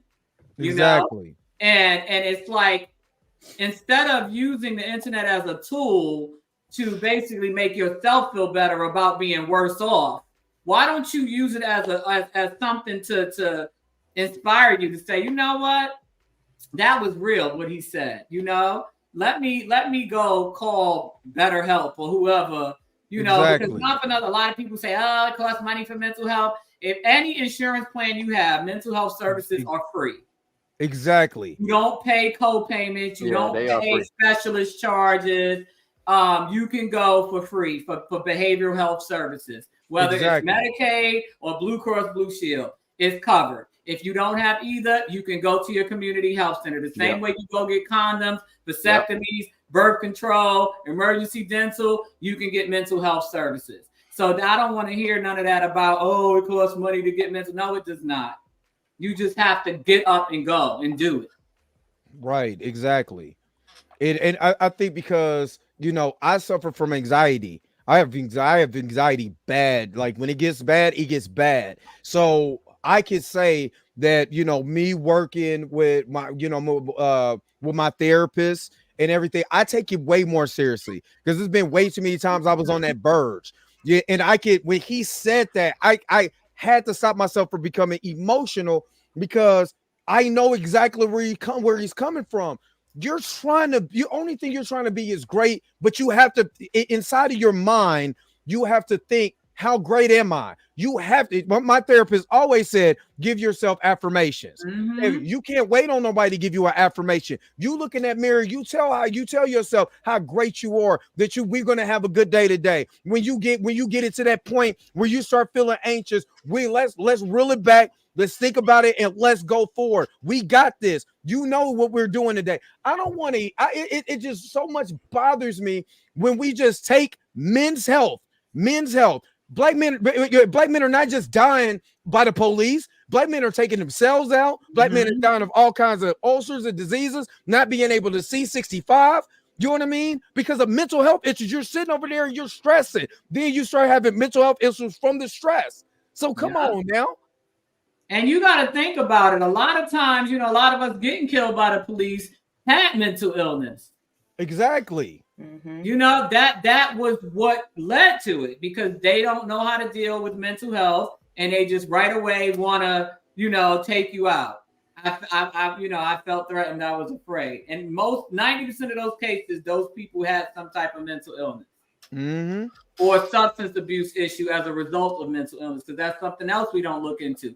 People addicted to substances, I'm talking about addicted, not just recreationally, have mental health issues that they're trying to quiet or self-medicate. And that's another thing that's not addressed. We listen to these songs, I took a half, she took a whole, popping perk and Xanax, but out like a light. You got to think about that. That's not normal to just be popping Xanax and perks like it's candy. Hard drugs. What is it that you're trying to mask that you feel like you have to take that just to get through a flight, or just to, ride down the street with your girlfriend or whatever? It's crazy. And how it's normalized. Like, okay, well, just pop a perk, take half of Xanax, take, perk 10, perk 20, perk 30. I'm like, you going to get to perk 80 and die? Like, when you going to crash out? Because I know they start at 10. That's crazy. Go back. I'm like, wait a minute. So there was a comment made about the Breakfast Club, and we know. I follow Charlamagne on Instagram, and he's always on there preaching mental health. Bro, where was you talking about mental health this morning about Jonathan Majors? You sat up there and joked about this man, had all the jokes about this man, but not once considered his mental health. But you want to practice mental health. He's a cancer. I really hope that DJ Envy does get convicted so they could shut that whole show down for Paola and everything else. He gets on my last nerve. He's clearly a self-hating black man, and he has every reason to hate himself. And all he does is hate on people and clown people and try to, slick talk people. And I think him coming from that Wendy Williams. Him coming from that Wendy Williams camp, I think really messed him up. But you want to know something? People talk a lot of stuff about Wendy Williams. Oh, no, not her. I think he took the wrong. I think the backlash on her is because of him. Because he took the whole gossip thing and turned it into something toxic and negative. Yeah. She just was reporting stuff that we already heard and saw. She just was basically regurgitating it in her own little funny, quirky way that she did things. But he goes gutter with everything. And like Mika says, like, what happened to the mental health stuff? Like, what why are we still clowning him? And this is the dude who gets the interview with the. I'm sorry, well, let me just say this real quick. This is the dude who, anytime somebody political comes up from the far left, who's interviewing him. But then you want me to take you seriously when it comes to us. That's why I know, for me, they don't give a crap about us. Y'all go up there, y'all support this show. They go out there and they get these people on. You know what I mean? They say they sell you on some bullshit, like another Alvin Bragg. Oh yeah, I'm gonna be tough on crime. No, I'm gonna be tough on rich black men, because crime, I'm gonna ignore that. You know what I'm saying? Let me go charge this man with petty crimes. You know what I'm saying? And then come out and make the victim look like and make the perpetrator look like the victim. You know what I mean? So I don't, man. I'm done with that. I don't even fool with that mess, because this is exactly what they give to y'all. Yeah. And that's what gets the views. That's the sad part about it, because that's what gets the views. Like, blame Ray J. Just want to enjoy tearing other people down. And I'm not sitting on it, because I can clown with the best of them. I say my clapback game is on superior. So I will clown somebody in a minute. But there's a point where you just got to be like, all right, this is not funny. Like the joke is old. All right, ha ha, key. We've been laughing about this for the last 3 weeks. When are we gonna move on to the next joke? You know, and it's just like, I don't know. It's like, it's just sad how easily we're entertained by negativity, and then anything positive, it's like kryptonite. It's offensive. It's disrespectful to be positive or say something positive. Exactly. I just seen this in the chat. Yeah, Jonathan. This is Jonathan Majors today. I did not hit her. It's not true. It's bullshit. I did not hit her. I did not. Oh, hi, Mark. Oh, hey, Johnny. What's up? I have. All right. I'm not sure if you guys know that reference. That is. No, what is that? It's a movie called The Room. It's the worst ever produced movie on earth, but it's a cult classic. Everyone loves it, and that scene is like how everyone who has been falsely accused used that scene. Like, I did not hit it. It's not true. I did not. And it's the worst acting you ever see, but it works. So I thought it made me feel good today. So yeah. What the heck was that? It's not a Texas guess. What the heck? She said, "What the hell was that?" And that's all. That's that British humor, Exactly. you know. Exactly. I'm sorry. Maybe it's a European thing. I don't know. I have to find it. Clearly, Dr. Hines. Yeah. We're like. What else did y'all take? Well, I know we kind of got. I take mental health very seriously, so I kind of got on a tangent on that. What else did you guys kind of see as far as Jonathan May? Let me ask you the question that they asked me on TMZ today. Do you think that there was a good idea for him to speak now, or should have spoke before? I mean, after sentencing. Well, legally speaking, the goal is to avoid sentencing. So once he files the appeal, the normal course of action, because clearly this is not, like they said, this is not a normal situation. Yeah, it's highly unusual, as the judge said. Very highly. Under a normal situation, when you file an appeal, in New York, you have 30 days. So the objective is to do it before that 30 days, obviously. His sentencing date was 6 weeks from the date that he got convicted. Exactly. So once the appeal is filed, it's supposed to automatically stay the sentencing, meaning they won't do the sentencing unless the judge makes a decision before February 6th. But I highly doubt that if they submit the appeal tomorrow, he's going to have a decision before February 6th. Right. He could if he shoots it down right away, and we don't want that. But if he's actually looking at it and reading it and trying to, determine if they have a case, it's going to take way more than 2 weeks. So exactly. There won't be a sentencing if everything goes the way it's supposed to, if the appeal is filed timely. So I'm saying that to say you don't want to wait till sentencing, because that means the appeal wasn't filed. Yeah, exactly. That means they didn't file the appeal, because why is he still getting sentenced? Exactly. And it's the perfect time to speak, because I don't think it's going to. Now, if you want to play devil's advocate and say, okay, well, he should have waited until a decision on the appeal was made, because what if a judge sees this broadcast and be like, oh, yeah, he's, whatever, and I'm going to shoot down the appeal. But I mean, if that's the case, then they could say that from when they released all that footage before the verdict. You know what I mean? Because everything that he said is basically what's been being said for at least 3 weeks. Exactly. So it's not like he said anything new to make the appellate judge be like, oh, he out here talking smack. I ain't looking at this appeal. No, because he didn't. So. And the short answer is no. Because you ain't never gonna get a short answer out of me. Oh no. So and plus, correct me if I'm wrong, Danny, because you have experience in this.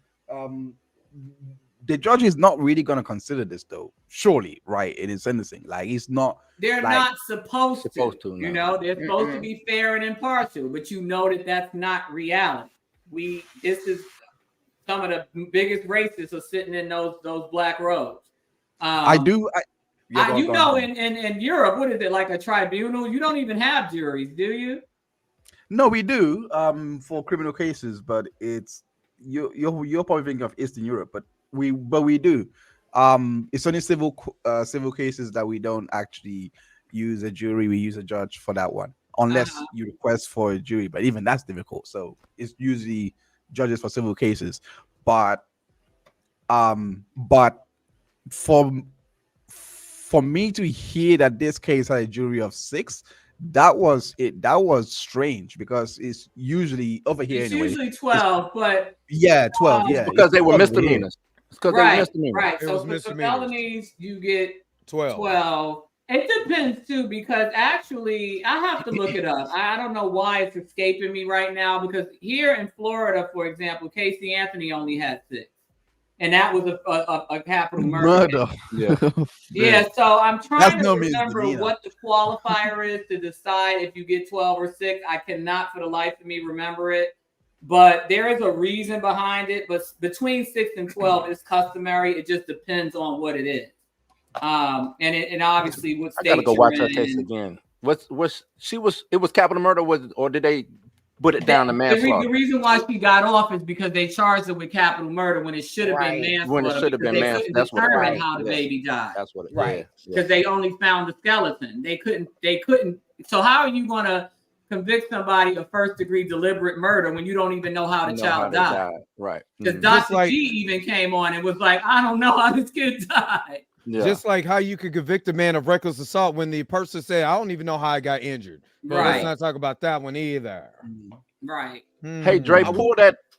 Somebody said something about what Harvey said. Waiting until the sentence. He said, Dre Mac, I agree with Harvey after hearing that statement after the interview. Play it again and listen to the hate they have for Jonathan Majors. They even say he has no respect for the jury. Are you talking about the statement that the DA put out? I think that's what they're saying. Oh, the statement for the DA. Yeah, because how I look, well, if that is what it is, I don't think him having this interview, doing it now, waiting, has no bearing on them saying that he has respect for the jury or not, because they're going to go as hard as possible. Yeah, to try to exactly. This is anyway. This is the same. QT. This is the same DA who falsified an abuse rap on Kevin Porter Jr. I'm not listening to nothing DA Bragg's office has to say. They are already, the DA statement is trash. Yep. For the simple fact is that, first of all, who in your right mind, who do you know they got any type of violation had to go in Hollywood, had to go through this mess? For one, nobody. So let's get that out the way. Number two, you know what they did with Adam Foss, what he did with Kevin Porter Jr., they are being investigated by the police commissioner. Doesn't even like him. You know what I mean? They're on this mission to be able to be tough on crime, but these are your far leftists. You know what I'm saying? So it has, I don't care what they say, they already discredit themselves by what they did with Jonathan Majors, Kevin Porter Jr., and Adam Foss. So I don't listen to nothing they got to say. Yeah. I think QT is referring to when during this one that we just watched, when they were referring to the DA statement, and I commented, not with you guys, but I commented on my other thing. They were basically saying that he was disrespectful of the judicial system. And I'm basing, my mindset is when all else fails, question a Negro's patriotism, right? Because now that I don't agree with the fact that y'all gave me this fugazi ass jury, I'm un-American, because that's basically a dog whistle for that. That's exactly what it is. It's a dog whistle. Who agrees with the guilty verdict anyway? Huh? Who agrees with a guilty verdict? Like, I don't know one convict, whether guilty or innocent, that agrees with. Like, you know what? They were right.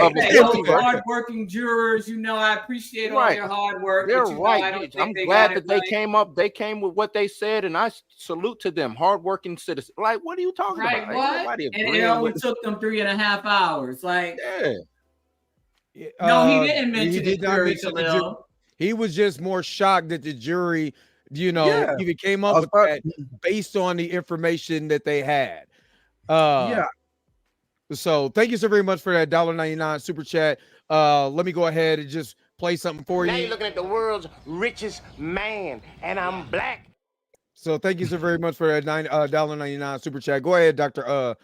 Hines. You was about to say something. No, I was gonna say everything that Majors was. I don't know who advised him. I don't know if this was his own kind of 3D chess, 4D chess. Hey, let's not go for self-defense. Let's lose this case so that I can put this out there.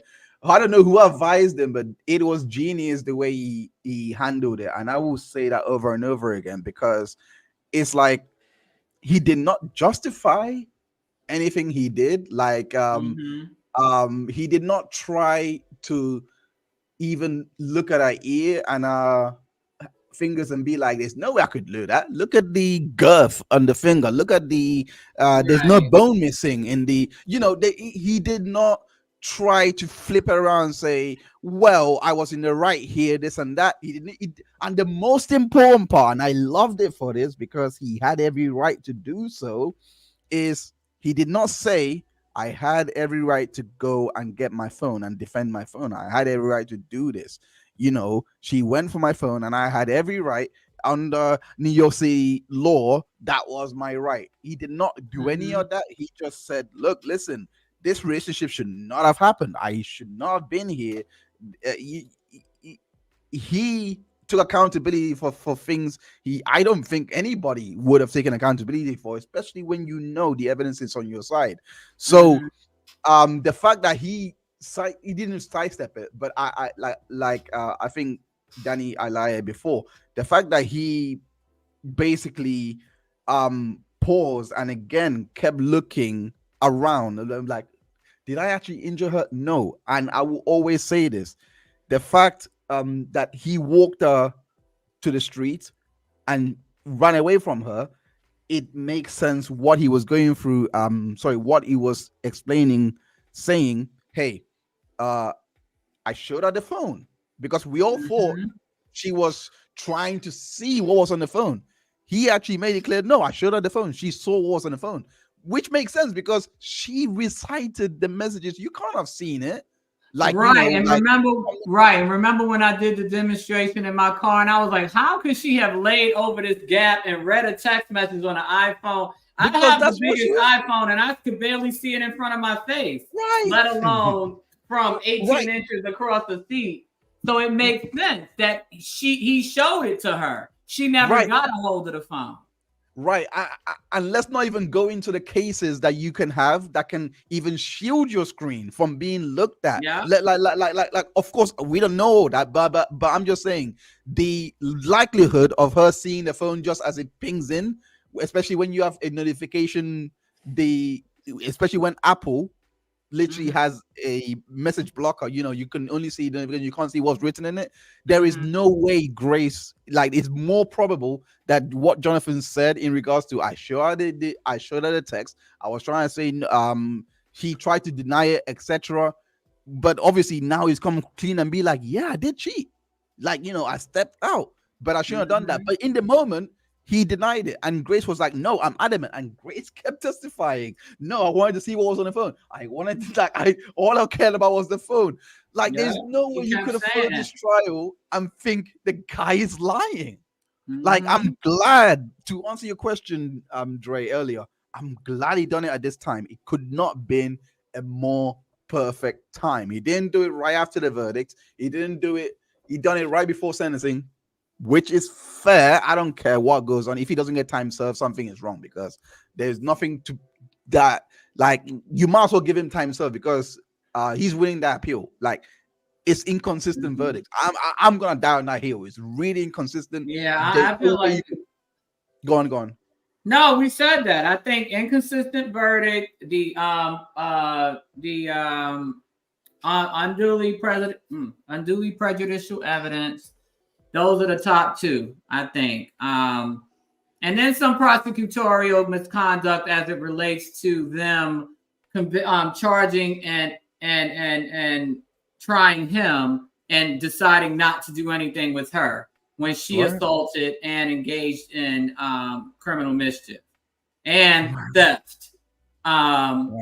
So yeah, I think those are probably top three. But like Kirby said, I'm sorry, my lips are dry. Like Kirby said, I say go for as many as you can, but put a lot of work into that. The top one being the prejudicial evidence, then your inconsistent verdict, then your prosecutorial misconduct or something in that family of them, basically choosing not to try her, but trying him for the same, and then we could probably do something with that jury too. Robin, I'm sorry, I'm reading your super chat, but that's a good question. Because I want all of you guys in the New York metro area or whatever precinct you have that has this fool on the ballot.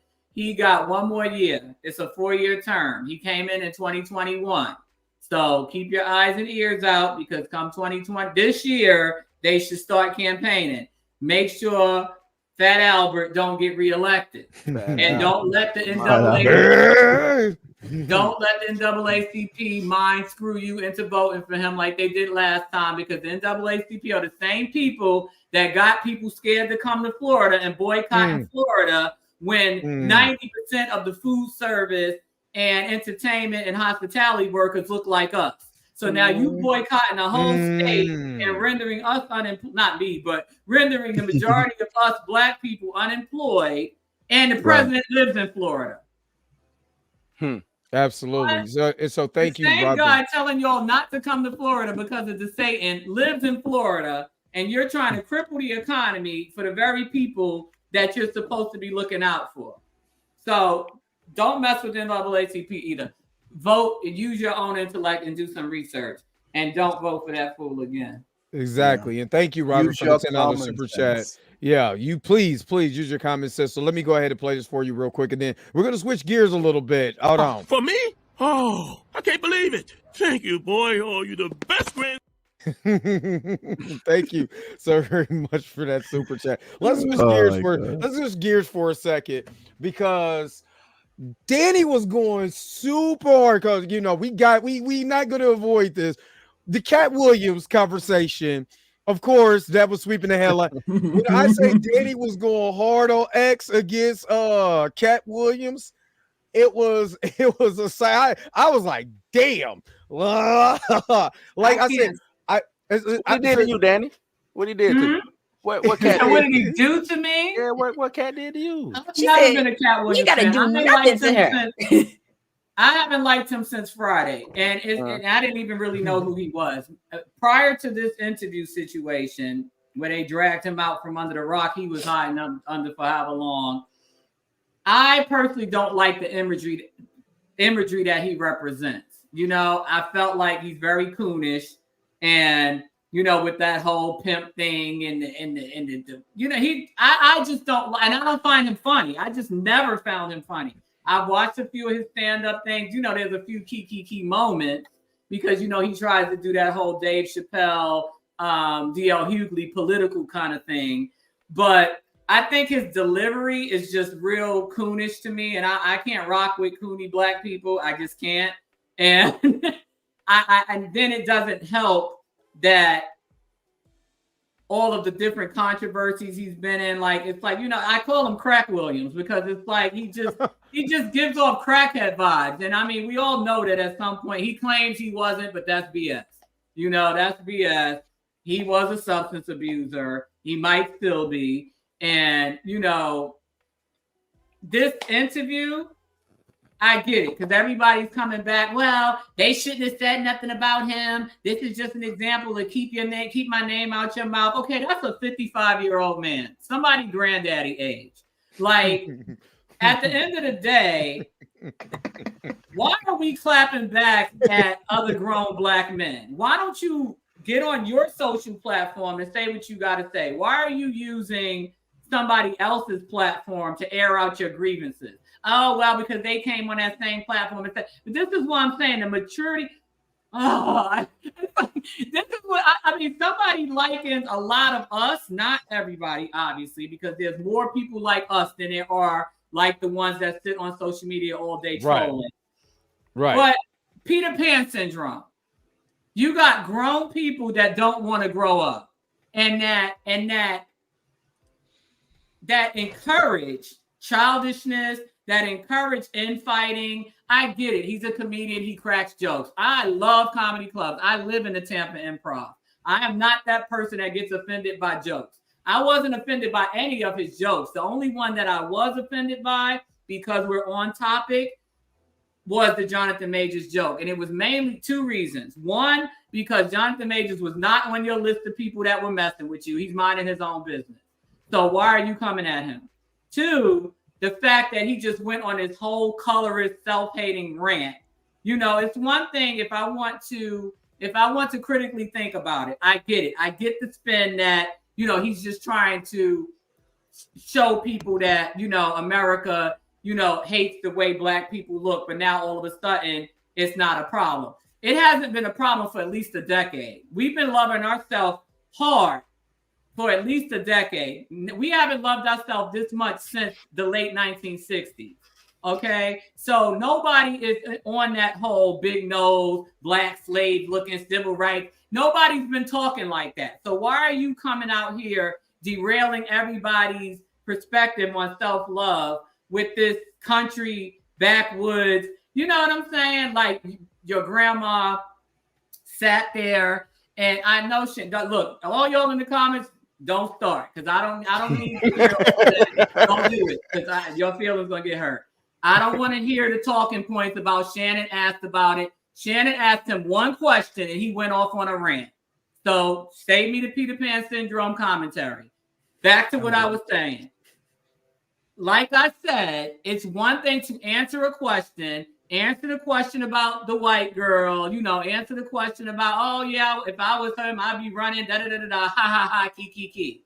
But you don't go into the colorist nonsense with the nigger nose and the big nose. And since when we think, oh, society trying to convince you that this ugly nigga is fine. Like, what? Like, yeah, that was harsh. Not ugly, though. Forget everything else. What do you define as ugly? Because last time I checked, just because you light skinned don't make you cute. You about 5'2". You got a perm in your hair. You ain't got no teeth, and you blaming it on the baby. That was crap. Like, let's not even do that. Like, you know what I'm saying? So my main issue was that whole colorist thing. Like I said, the running from the white girl thing, that was the typical status quo. We're going to keep running with that joke, you know, fine. But you should have just left it at that. You should have left it at that, calling your daddy ugly. And then the bad part about it, you doing it in front of somebody that's the epitome of what you're calling ugly. Shannon Sharp is black. He is the epitome of the original black man. And you're going to sit there and say that, and he's sitting there grinning like he looks like he jumped down the chimney and just never came back up. Ah, damn. You have to just come on, Dr. I love that. That's black. But my thing is, wait, you're shocked by that? You've never been to a comedy club? That's something that you hear on a regular. Like, are you joking? Right. Wait, what? That's not what comedy clubs are you? Were they talking about the black one in people? like the Brixton, like the one in London. Well, I mean, it's different over here, but like it's like we run jokes like that all the time. It's like I practically grew up with that. But he's right though. Shannon Sharp is very dark. There is this drink that's called Panda Pop, and my friend was like massive, but he like instead of calling him an Oreo, they just called him a Panda Pop because of Panda. You know, Panda is white and he's big and black. Like, this is the UK. I don't know. Like, but this was black and you know, this is black and black girls. I don't know. Like, I'm surprised you guys. I thought you guys were savage. I thought you guys would know this. Like, oh no, they say a lot of those. But like I said, it's one thing to crack a joke and move on. To me, it felt like because a lot of people said it about the whole interview. It was a combination of, you know, clowning people and almost like therapy for him. And that's fine. You know, he toggles between sounding like he got some sense and just going off the deep end. And Erica, right, he acts like a sassy gossip man girl. And I'm just like, why are you doing all of that? Like, it seems like he got a lot of axes to grind, and he used that 2 hours and 40 something minutes to just go off on everything he hates about himself in life, but projected it onto other people. You know, obviously there was some truth in some of the things that he said. Nobody's disputing that, but that's not what we're talking about. That's not what we're talking about. He could talk about Gaza. I'm not Jewish. I'm not Palestinian. I don't care. Let's not do the whataboutisms. We're talking about black people and the black people that he's talking about and dragging down. And the good thing is, whether you're a fan or not, it does not take from the fact that he's not as relevant as a Dave Chappelle or as a, D.L. Hughley. So that's the good thing, because had it been Dave Chappelle doing that or D.L. Hughley doing that, it would be really problematic, because those are people that think DL is up to. Wait a minute. Let me get to this real quick. Let me get to this real quick. Let me get to that super chat real quick. That he said he got some like a man girl. Thank you, Erica Dixon, for the $4.99 super chat. And Rosemary Carter said that Dr. Hines and Daddy, we established last night that we like our man medium ugly. So does medium ugly? Yeah, does Shannon Sharp fall in medium ugly? No, Doc. Medium ugly. Now, for me, medium ugly is I don't like pretty boys. So if that's medium ugly, we're not alone. Nobody that look prettier than me. Thank you. Hallelujah. I like hard looking men. I like tough. I don't want not tough as in like thug, but I mean I need your facial structure to look manly. So if that's medium ugly, then fine. Yeah, you can have big lips, big nose. Fine. I don't care about that. So we back at it again. You're saying that someone like me has a chance? That's what you're saying. Okay. Yeah, because I'm partial to darker colored men. People darker than me, and the darker the better for me. So yeah. The blacker the better. I was about to say that. Damn it, you beat me. Silent Deck, I am flabbergasted. Shannon Sharp is attractive. Shannon Sharp to me is attractive, but based on what Cat Williams said, he's ugly. Right? That's true. Right. No, Shannon Sharp is ugly now based on what Cat Williams said. I don't think that's what he was saying, but I get what you're saying. I don't think that's what he was saying, but I get it. I get what you coming from. Well, because people that want to side with him are not going to get that. But see, because I'm not a fan, I've never found him funny, and I'm really serious when it comes to I don't want to side with him. That completely brought me the wrong way. And colorism coming from somebody as ignorant as him, yeah. Like I said, if Dave Chappelle said it, because I know his intellectual level and I know his intent behind a lot of the stuff that he does say that offends people, I probably would have been like, okay, I get it. It's still wrong, but I get where you're going with this.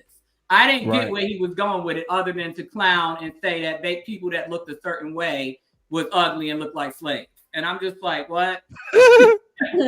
That's what you got from that? No, that's not the moral of the story. But what I'm saying is just that was the angle. That was language just completely. Well, let me ask you this, Danny. If we removed Cat, I don't care who it is, how would you explain saying that our features were looked at as ugly in Hollywood, and here is Hollywood telling you or building up that now these dark-skinned, big nose, small head, like he said, like my dad look like, you know what I'm saying? No, I conceded that. Before I even started, I conceded. I said, critically thinking, I understand what he's saying about that. No, I'm just asking, how would you explain it without using his words? Exactly the way you explained it, with a little comedic edge. But I wouldn't need to say that somebody had a big nose, big lips, looked like a slave. Like, why do we have to say all that for you to understand it? What you just said, Blue, is what he meant, but that's not what he said. And of course, that's what's getting sensationalized. The fact that he went and used literally all the derogatory language that they use against us to explain what you just said perfectly eloquently, and I completely understood it. And even with that language, I still understood that because I tweeted as much. And I prefaced my whole rant on that. I get that that's what he was trying to say, but that is not what his fan base heard. They heard Jonathan Majors, you're trying to but you know what really kind of derailed his message was when he honed in on people trying to convince us that nigga not ugly. He's not ugly. So you're trying to say that we so stupid that we can't see that he's not ugly for ourselves, that somebody has to brainwash us into believing that somebody that's darker, taller, more handsome than you is not ugly? Like, to me, it gave me like when I was growing up and people just automatically assumed that because you were light-skinned, you're attractive. Right. This is hold up, Dr. Hines. This was you just 5 minutes ago. Hold on. You mean not good like 1 out of 100? I'd say more like 1 out of 1 million.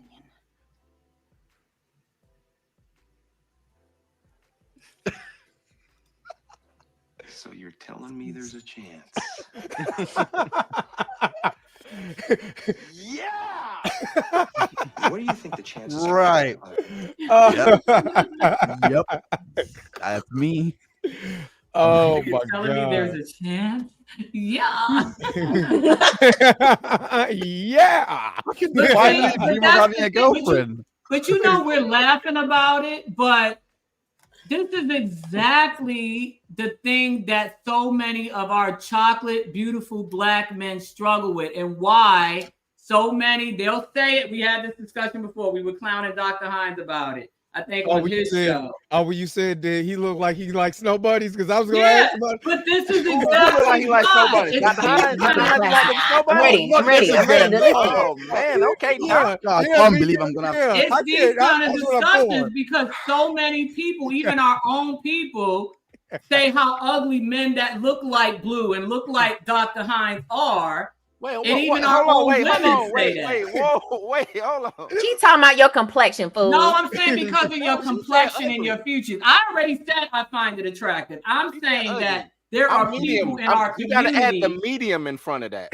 Medium ugly, right? There we go. Listen. But In this is school, not all the way. Not all the way. Just medium. Listen, in school, if I was to describe myself, I had to. But first and foremost, there is no difference between chocolate and caramel. There really isn't. It's like I'm kind of like almond color. I don't think there's a difference, but I don't think there's a difference personally, because chocolate is chocolate. But the reason why I'm bringing this up is because in school, I knew everyone had an idea to do with caramel. And I'm like, I'm no different, but I always call myself caramel. I always said I'm caramel, and then there will be that guy in the. I can't believe I'm saying this, but there will always be that guy like, no, you're dark chocolate. You're dark chocolate, my guy. You're Hershey there was Kiss. always that guy. Grey Mac is caramel. You're Hershey Kiss. Blue is Hershey Kiss. Yeah, like so her. You're not caramel. You can't say caramel. I'm more like honey. Sonny Dick said, who said Blue was ugly? So I have to stop claiming caramel now. I'm not caramel. Okay. No, you're. Wait, you said you was caramel? I've been saying that all my life exactly because of what Danny was saying. Because I've been so. Hey, that UK caramel is something else. I was going to say that. Maybe it's different over there. You know what I'm saying? Maybe the caramel's a different color over there. Yeah, right. No, it's because everyone associates caramel with light skin. So I was speaking to what Danny was saying. I was speaking to what Danny was saying because he was light it skin. was the price. Huh? Light skin can go from sugar cookie to like honey or peanut butter. So it's just. Robert D said, "You are not caramel." Wow, these are the buddies. He was. Where did I start? But remember, the bunnies don't see color. I don't see color. So they don't, they don't know the different hues. I was just trying to make a point. Like, I don't know why you guys are roasting me like this. I didn't say anything. Right, no, I know, but I was just trying to prove. I wasn't actually. Behind me bugging out. Man, Left real fast. No, you know, it's like, again, we need to have these discussions. But like I said, what I'm not going to do is I'm not going to let people sit here and troll me and act like I'm stupid because I heard what I heard. You know what I mean? I heard the part that Blue said, and I qualified what I said with that first. I heard that part, but then he went off the rails with the whole colorist, you know, all that nonsense, and I didn't like that. And again, it didn't help that I'm not necessarily a fan. And that, you know, at the current time in history that we're in, the last thing we need is for us to be shucking and jiving and talking about, oh, there's nothing wrong with white women, but I would never marry one because I'd be running up the street. Like, there's a lot wrong with white women that lie on black men. So I don't need you sitting there defending her in the context of this conversation, because the context of this conversation was that white woman. So I don't want you sitting here, you know, trying to, well, there's nothing wrong with them, but it was a whole thing. It wasn't just that part. It was just building up to that ignorant part of it. But I'm just like, what? So anyway, enough about greaseball crackhead cat. But wow. Anything else? Anybody else? Anyone else? and like Erica, was it Erica that said about dark-skinned women too? Same thing, because they will run Serena Williams through the ringer, and I don't find her unattractive at all. And but then you want to talk about how she got a white man and having kids with white men, but look how y'all talk about her. She looked like a man. She big. She hard to face. Huh? Serena can come holler at me. What's up, Serena? She's a beautiful She woman. is That's married, what I'm like. Blue. Me too. She can holler at me. But she don't want you because all the black men had told her she was ugly. So now she married her little Greek man. That was the wrong one. I'll tell every day. You guys didn't like Venus. I love Venus when I was younger. Where is Venus? Venus don't like nobody. But they really love them some white men. But that's because same thing. But Venus is on Venus. Like so when I was growing up, and anybody who's an 80s baby, you know what I'm saying, a teenager in the 90s knew light skin was the shit. If you look like Vanity, Apollonia, all of that, right. If you look like Aaliyah, let me just say you look like Aaliyah, all of that. So when I was when I was growing up, I went out in the 80s. What you talking about, Dre? Please, come on, right on, Charles. Right on, Charles. I could just exactly. I'm talking about for men. Yeah, well, no, you literally had no. You either was had it like Blue 85. Don't forget history. Because the bars were still in. You literally saw in real time what happened. Transform from every a white bars man member or ended a up black man to a on white crack. man. You saw that happen. Oh man, talking about man. Huh? Every bars member was on crack. Hold up, then you going into the Michael whole Jackson? The Barge family was on crack. Yeah. Right, but then the you whole go. Hold on, wait a minute. Then you go into. Hold on, wait a minute. You got Prince. Michael Jackson got lighter as the years went on. But it ain't like Mike was out here getting them. Mike was, bro. You saw a real life transformer. Elvis Presley. You saw a real life. That was in the 90s. You literally saw a black man become a white. Well, in reverse. You know what I'm trying to say. But you saw that happen. How do you say that? People don't want to see, this is what I'm saying. Hold on, let me. This is what I'm saying. So when I was growing up, come on, man, what you talking? But when I was growing, I was on that Tyrese back when he first came out. Yeah. But when I was growing up, light was in. If you was light, all the dudes liked you or whatever. That's what it was. I couldn't get no light skinned girl. And light skinned girls didn't like me, so I strictly dated dark skinned women. You know what I'm saying? The blacker the berry, sweeter the juice. I went there. You know what I'm saying? Do you know how ridiculous? Hold on, wait a minute. You know how much I got talked about for being light-skinned? I love for dating dark skinned women because I love dark skinned women, but I got roasted in the 90s for that. You know what I'm saying? I got the light skin. You know what I'm saying? Quote unquote. Even though I think I'm almond. You know what I mean? Almondy. Almondy. That's you. But see, wait. Why not chestnut? Because he want to be almond. That's man. not I don't know. You can't talk about not the character. Look, man. He's almond. He's almond. Let him be almond. So what the point that I'm making is that in the late 90s, I got roasted in high school for dating dark skinned women. You know what I'm saying? In matter of fact, in the 2000s, the early 2000s still got roasted because everybody was still in the light, bright, damn near white. You know what I'm saying? Or at least you got to be brown skin, nice, cute women, brown for skin. the women, I give you that. Yeah, you know what I mean? Said in the comments, the school thing, the brown paper bag, bag, which again, a lot of people don't know. The brown paper bag test started in colleges in the 1920s because if you didn't line up with this brown paper bag, you wasn't getting all the amenities that other Negroes was getting. So that's why I'm putting that out. Internally, we're doing that to each other. You see why it makes me so enraged? Because I'm like, we're doing that to each other. And still doing that to each other. But that's the house Negro, field Negro situation. That's all that is.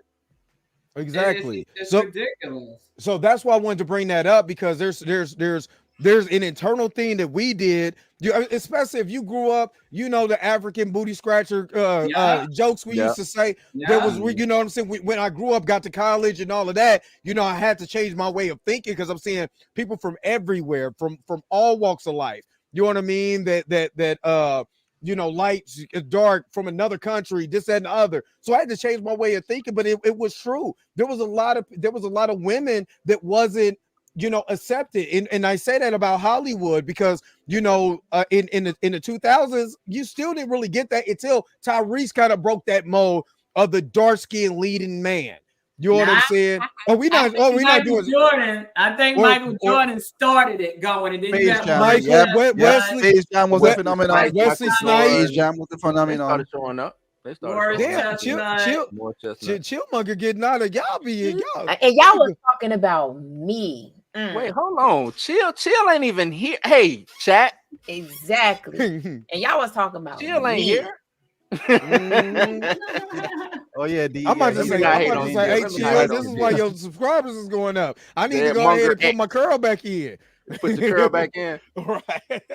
You put your curl back in. Right. Nika, what do you think about it? Because I mean, I'm going off on a rant, but you're like medium brown. So, like, what do you Mika's think? Dominican.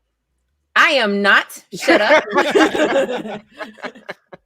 What's wrong with being Dominican? Oh my God. What's wrong with Dominican? It's a joke. It's a joke, Dada. Inside when thing. Blue first met me, he thought I was Dominican. So you are Dominican? I am not Dominican. I am not Dominican. Chill over here with I gotta hit Chill up like, man, your fans is here, man. Where you at? Yeah, right. Where you at, Butter Pecan? I haven't heard that. Oh man. Where you at, Butter Pecan? I have to say why they keep thinking that I'm me and him are related. I'm like, how? I don't even look like him. It might be down the pipeline, Danny, somewhere. Hold up. Not that Erica said they comment a lot about Cat True, but we all know he ain't read 3,000 books. Fat days Thank you, online. That's another thing. People were like really believing he read 3,000 books a year since he was a kid. I'm like, anybody that believed that, I can't listen to nothing else you got to say about this man.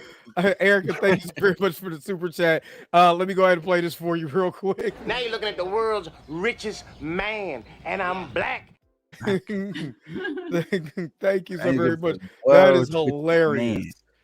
Oh my God. So what you saying? For me, go ahead, for me, growing up in the South, it's, you know, and I grew up in the 90s too, so that should tell you where roughly I am.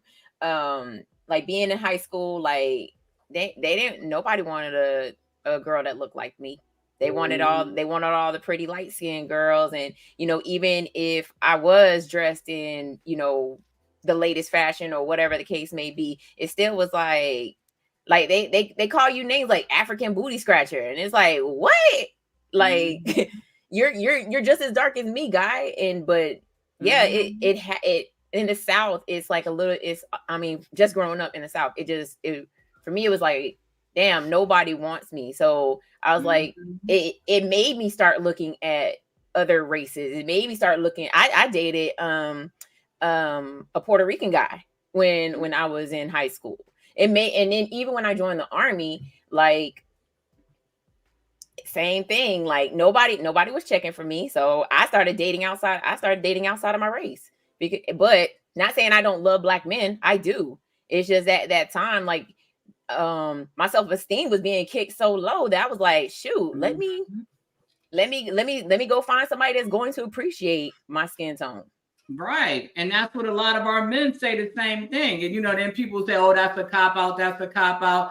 It's only a cop-out if once you leave the environment that you came from and see that there are other people out there that appreciate you and you still choose to not entertain your own. But I truly do believe in what Mika said, what Jonathan Majors said, what Dennis Rodman said. There's countless of them that have that same backstory that said growing up, and most of them come from small towns. Terrell Owens, they all said that where they grew up, and it's usually the South, or states like or cities like Cleveland and Detroit that basically are full of Southern people, like North Mississippi, cities like that still have that mentality, that breed that kind of mindset. And if you don't ever leave your immediate area, and that's all you constantly hearing, then that's what you're going to gravitate to. Now, like I said, once you leave your community and you see a world that's out there and you realize I'm the shit over here, then it becomes a cop-out, because there are black women hollering at you. There are black men hollering at you, and you still choosing not to entertain them. But on the onset, I totally believe that, and I can totally get that, And that might be why I have more of an affinity toward darker men, because I couldn't stand hearing subconsciously. I don't know, because I just always from as early as I like Johnny Gill, and he boot black. And I remember when I was 12, Hey, stay away from them boot blacks now. Them boot blacks. I didn't get enough of Johnny Gill when I was a kid. Them boot blacks you can't see. All you see is the eyes and the teeth. Stay away from them. Shut up, Blue. Stay away from them. They be sneaking up behind you and stuff. Stay away. And now, as an adult, if he was taller and if I had access, and if I was, Johnny Gill short? No, Johnny Gill's short. He's only like 5'7", 5'8". But see, Oh, Dre, I know, no offense, but he's not even 5'7". He's about 5'6". But if I was younger, if I had access, and if I was younger and if I had access, you know who else I love? And all you see is teeth and eyes. The dude from Get Out, that one with them beautiful ass Daniel Kaluuya. Oh, Daniel Kaluuya. Let me tell you. Teeth and eyes. And I'll be like, that's all I need. Find your mouth. What about Lakeith Stanfield? Huh? What about Lakeith Stanfield? Who? Lakeith Stanfield? Yeah. He was gonna Get Out. He's weird. He's weird, and I don't think he looks like he don't bathe. Must be like he smell like weed and underarms, like.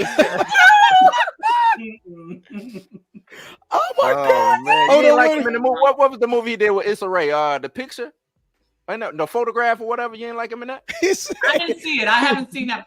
I think because I'm not really a fan of his, I don't really watch a lot of his stuff. I mean, he was cool and Get Out, but he wasn't in that prominently enough. I did see that that TV show that was on Apple TV. What was it called? The Changeling. That was okay. That was okay. Yeah, I like that. That was crazy. I haven't seen a lot of his stuff. I saw that movie where he worked in a call center. It was weird. That weird movie. Sorry to bother you. That's my all-time great. I love that movie so much. I haven't seen a lot of his stuff, but what I did see, I just was like, oh, okay. He looked like he stinks. He looked like he stinks. Hey, Danny on one tonight, I tell you. Danny on her Cat Williams. Pop. He on her Cat Williams. She's like, who's next? Hold on, wait a minute. So to piggyback off of Danny said, I felt the same way because I was getting rejected by lighter skinned women until I want to say my senior year, freshman year in college. So all I would not even approach a lighter, especially if you was, mixed looking with long I would never. Give me my dark sisters, because those are the ones who was accepting me. Because I understand what Mika was saying. Those were the ones who accepted me. Once I got older, I didn't care. You know what I'm saying? It wasn't even a preface thing like that. Swag you gotta have, Dre, man. I was accepted by all. Yeah, well. I mean, once I Blue was like they all. Once I hold on, wait a minute. Let me tell you, like let me tell you like this. Once I got a real job and a credit card, oh yeah, you know, I'm accepted all over the place. You know what I'm saying? I'm locally known and you know what I'm saying, internationally known and locally accepted. I'm good now. I'm a visa. Like American Express. Yeah, American Express. Accepted You know what I everywhere. mean? I got So I was accepted everywhere. After that, I didn't care. I just personally, for me, the only reason why I didn't date white women, I never, you know, did that. For the simple fact, I thought they wouldn't understand. My story is tragic, and I don't want a woman, you know, like, oh my God, you went through that. Oh my God, let me give you a hug. I don't want it. Oh, I need somebody to feel me. You know what I'm saying? And I felt like only black women could feel where I was coming from as far as where I, you know, my upbringing. I didn't feel like a white woman would really understand my story like that. You know what I'm saying? Especially, you know, having a black mama, having a grandma from Yazoo, Mississippi, that was like, if she can't use your comb, you can't bring her home. We're getting that. I wasn't bringing her around my grandma, so my grandma could be like, man, get that white woman out of here. You know what I mean? Right. So nope. Home. What are you doing? And I'm from the Midwest. I'm from Kansas City, so we got a mix of everything. You know what I'm saying? It's like a little South, you know, you have it's a hodgepodge, you know what I mean? So not just say I'm like Pitbull, Mr. Worldwide. Worldwide. I mean, that was a long time ago. Long time ago. He was for the streets. No. Yeah, Drake said this morning he had for the dirt roads. He belongs to the streets. I belong to the dirt roads. I like what Dave Chappelle said, the girls with the dirty feet. I'll be very honest. Like, this is why I was laughing. I'm glad that Dre said everything he said, because this is why I was laughing at these snowboarding allegations. Listen, I am I'm actually being for real with you. Like, here, like, I relate to what Cat Williams said a lot in regards to him dating. It's like, I was actually terrified of white women.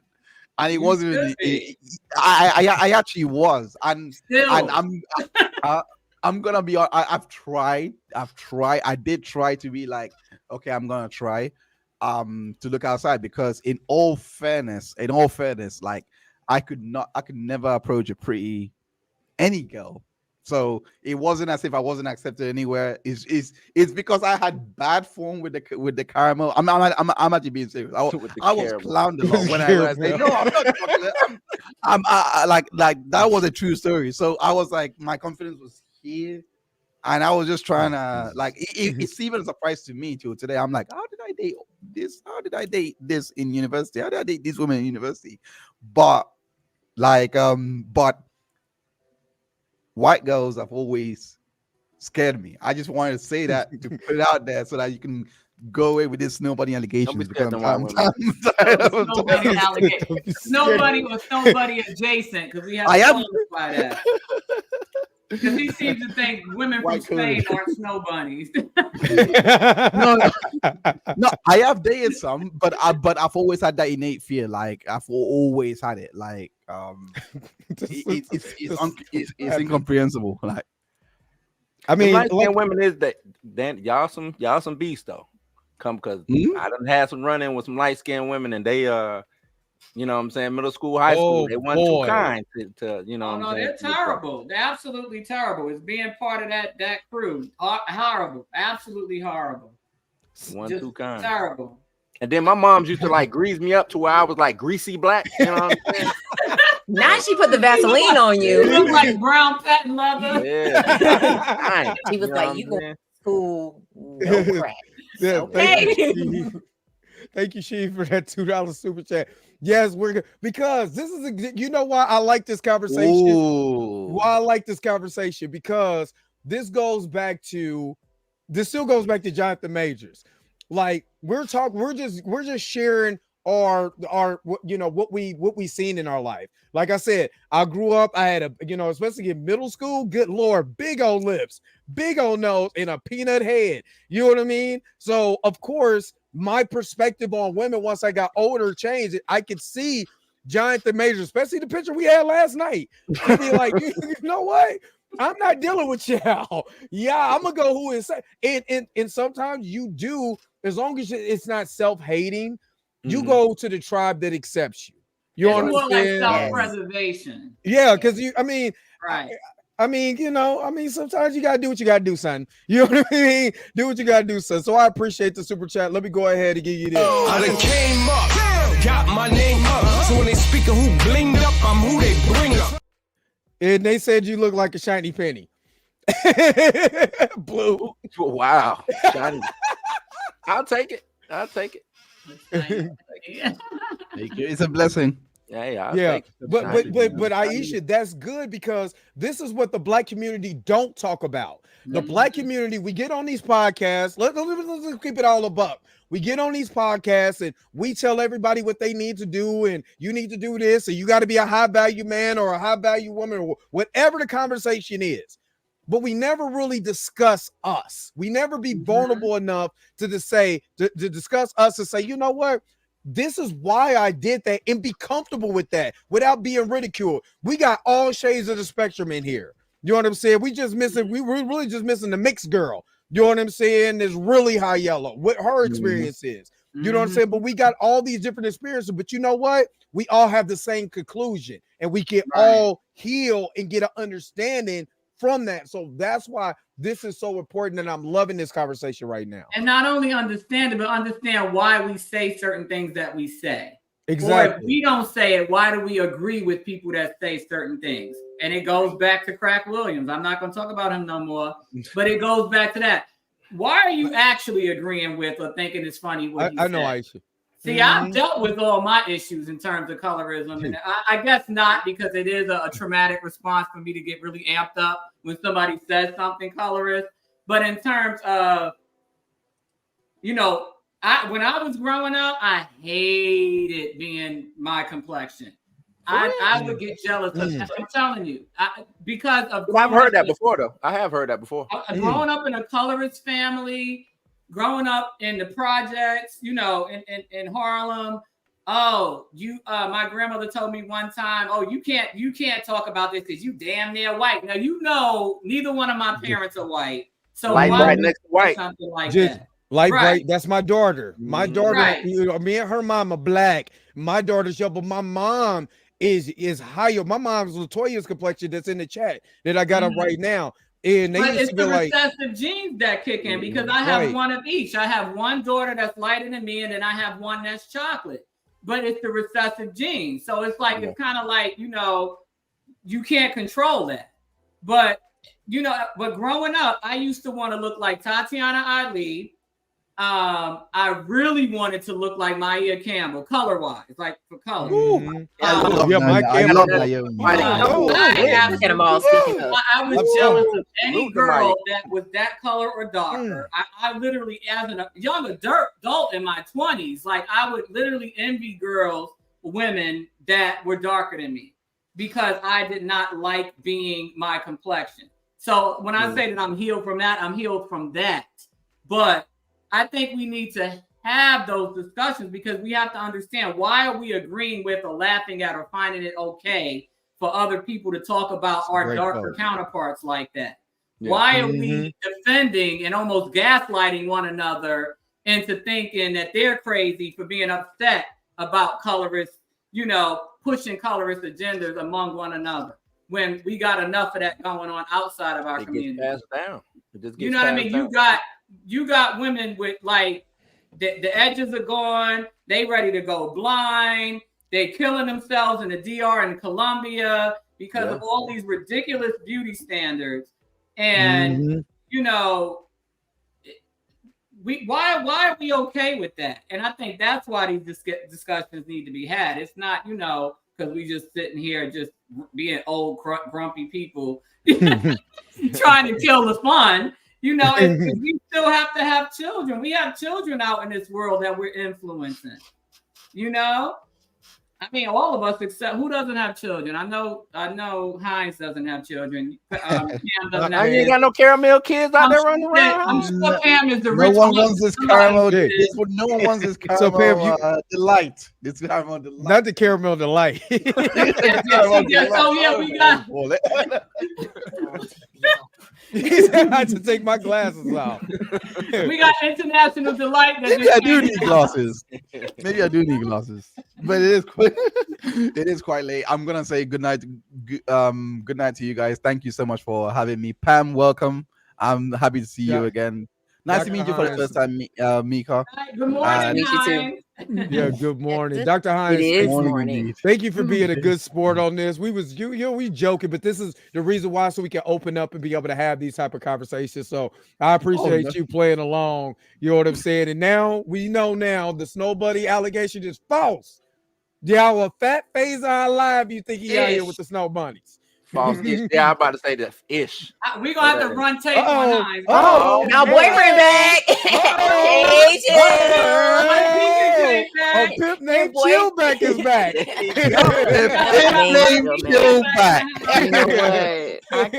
Individually. All right. They were looking for you, Chill. They were looking. They was like, "Where's Chill at?" Have a good day, Oh everyone. my God, I just Ari, night, good night. Or morning. All right. Well, good morning. Yes. Bye-bye. They said, "Where my chill at? Where my chill at?" I had to do a video. Girl, there he is right there. I did a video and I didn't put Jonathan Major's name in anything, and it's monetized and everything's fine. I bet. Oh wow, isn't that crazy? Mm-hmm. It's a pimp named Chillback. It's a pimp named Chillback. Say it. Say I was in all together like a tribe called Quest. I'm just rolling. Thank you. All Thank you, comments for the coming sub. through about Chill. Look. Are they quiet now? Thank you, Aisha. No, they're not. That's just one. You know, they was like, the "Hey, where's king has Chill?" returned. The king has returned. Not the Oh. king has returned. What? The king is here. Do. Talk your talk. It looked like business has picked up. Business. Damn, Damn, he walked into a landmine. He don't know what he just walked into. Yeah, did something happen? Hold on, wait. I gotta get Chill in the middle, though. The middle. Yeah. But the ground shook. You see the comments go whoosh. The ground shook. Mm-hmm. They liked it, yeah. They came in here and was like, "There goes my baby." There he goes. And I can't sing either. Let me find out after I put all this energy into reprogramming y'all Negroes. Y'all know that children come in here and set us back 300 years. I'm Daddy, I need me a chillmonger in my life, girl. So yeah, I'm grown, girl. We were having a heated discussion about colorism and how it impacts us as a people. So we was joking, but I was saying how I like really dark men and and so here you come looking like pretty Ricky Fontaine, and everybody pretty Ricky with the ringlets over here. I got to go. I'm here. Can I bring it back to something serious? Yes, you can bring it back to something serious. Let's go back. I hope he's lying when Jonathan Majors is lying when he's like, I was contemplating self, you know what I mean? Deleting. Pruning from the timeline. Prune. I wish. But he said that earlier. He said he was talking about that when he was younger. He said he don't think about that no more because he's been working on that. Right. But I think people eat that up. Like that's what that was the Ezra Miller thing. Oh, better help, self-help and all that stuff. And I know what Danielle was talking about when it comes to men's health and how we downplay it. And so right now I'm being somebody who's like, I don't know, not what we should do. What we should do is be like, yeah, okay, get that situated. It's perfectly normal. We support you. I want to know that he was lying when he said all that stuff. He was only trying to say, hey, I'll kill myself if you report it, just to like manipulate. I want to know that. On the text. Oh, okay, yeah. That's what you're saying. Yeah. Oh, I see what you're saying, right? And I think we missed that opportunity because I don't know if they're going to revisit that text again. Yeah. But then, I mean, how could he say he was? Because if he says that on the air, then everything else he said is a lie too. So it's like you can't win for losing. Yeah, I still want to know that he's a perfectly fine person who never contemplates taking himself. All that about I'm seeking help and I'm in therapy. All that stuff is just for performative stuff, just for show. I don't think so, Chill. I'm just being real. I don't think so. I really don't think so. Because you have to understand the psychological mind F that goes back and forth in toxic relationships. Mm-hmm. And he talked about being high and low. I mean, I want us to look at this situation. You're talking about a black guy from Texas over in London. Small town in Texas. small town in Texas, over in London. The only people that he knows are the people that he works with. He doesn't have any types of friendships and things over there. He's meets this girl. He's with this girl. The honeymoon period was the honeymoon period. Now they really start learning each other, and they realize, we don't mix like that, because she has her lifestyle that she wants to continue to live. He has his lifestyle. He is an introvert, and if anybody is an introvert, we're sociable people, but we don't hang out like that. We prefer to be at home. But then there are sometimes in being introverted, there are periods of loneliness, and you can come out of those periods of loneliness. But if you're talking about someone who, as a child, who has explained over and over again, people used to pick on him, people used to talk about him. He's always had suicide ideations. Thank the Lord he had a mother who understood that and made sure that he was getting the help that he needed. But that doesn't mean that those ideations don't go around. So can you imagine back and forth having to deal with what you have to deal over here with Marvel, with your coworkers, and then coming home and you want some peace in the house, but there's 2 drunk folks in the house? That's not, being very seriously, and I'm just speaking from my example from being an introvert. That would piss me off. Yeah, and I'm throwing all y'all out. I'm gonna be cussing y'all out and all of this stuff, and I may throw you out because I can't deal with all these people, because I'm like, people are in here around my stuff. I don't want people in here around my stuff. And Pam, that's a form of anxiety too. I'm not going to try to diagnose myself, but I do know based on how I feel that's how I manifest my anxiety. I either go lay down, take a nap, because he did mention that he sleeps a lot, but he calls it sleep hygiene. He said he likes to nap. There's nothing wrong with that, but I nap because I want to nap, and then sometimes I'll just go lay down because I'm just that overwhelmed, like I'm overstimulated. And I also manifest my anxiety in, like what you said, and I even said as much when I did my part 2 of the Math Ain't Mathin' thing on YouTube. I'm like you. When I come home, I don't want to see anybody that does not belong in my house. I don't want to entertain anybody. If it's not planned, I have to mentally prepare to have guests. I have to mentally prepare to go out and have fun, because I'm an ambivert. Like, I'm mostly introvert, but I can perform to get done. Like now, I probably go missing for a couple of days because it's a lot. It's a lot. I have to compress. And so I totally get it. And then somebody mentioned in the comment, he's pushing his body. He's forcing himself, force feeding himself 6,000 calories a day. It's hard just to eat 2,000. Imagine trying to eat 6.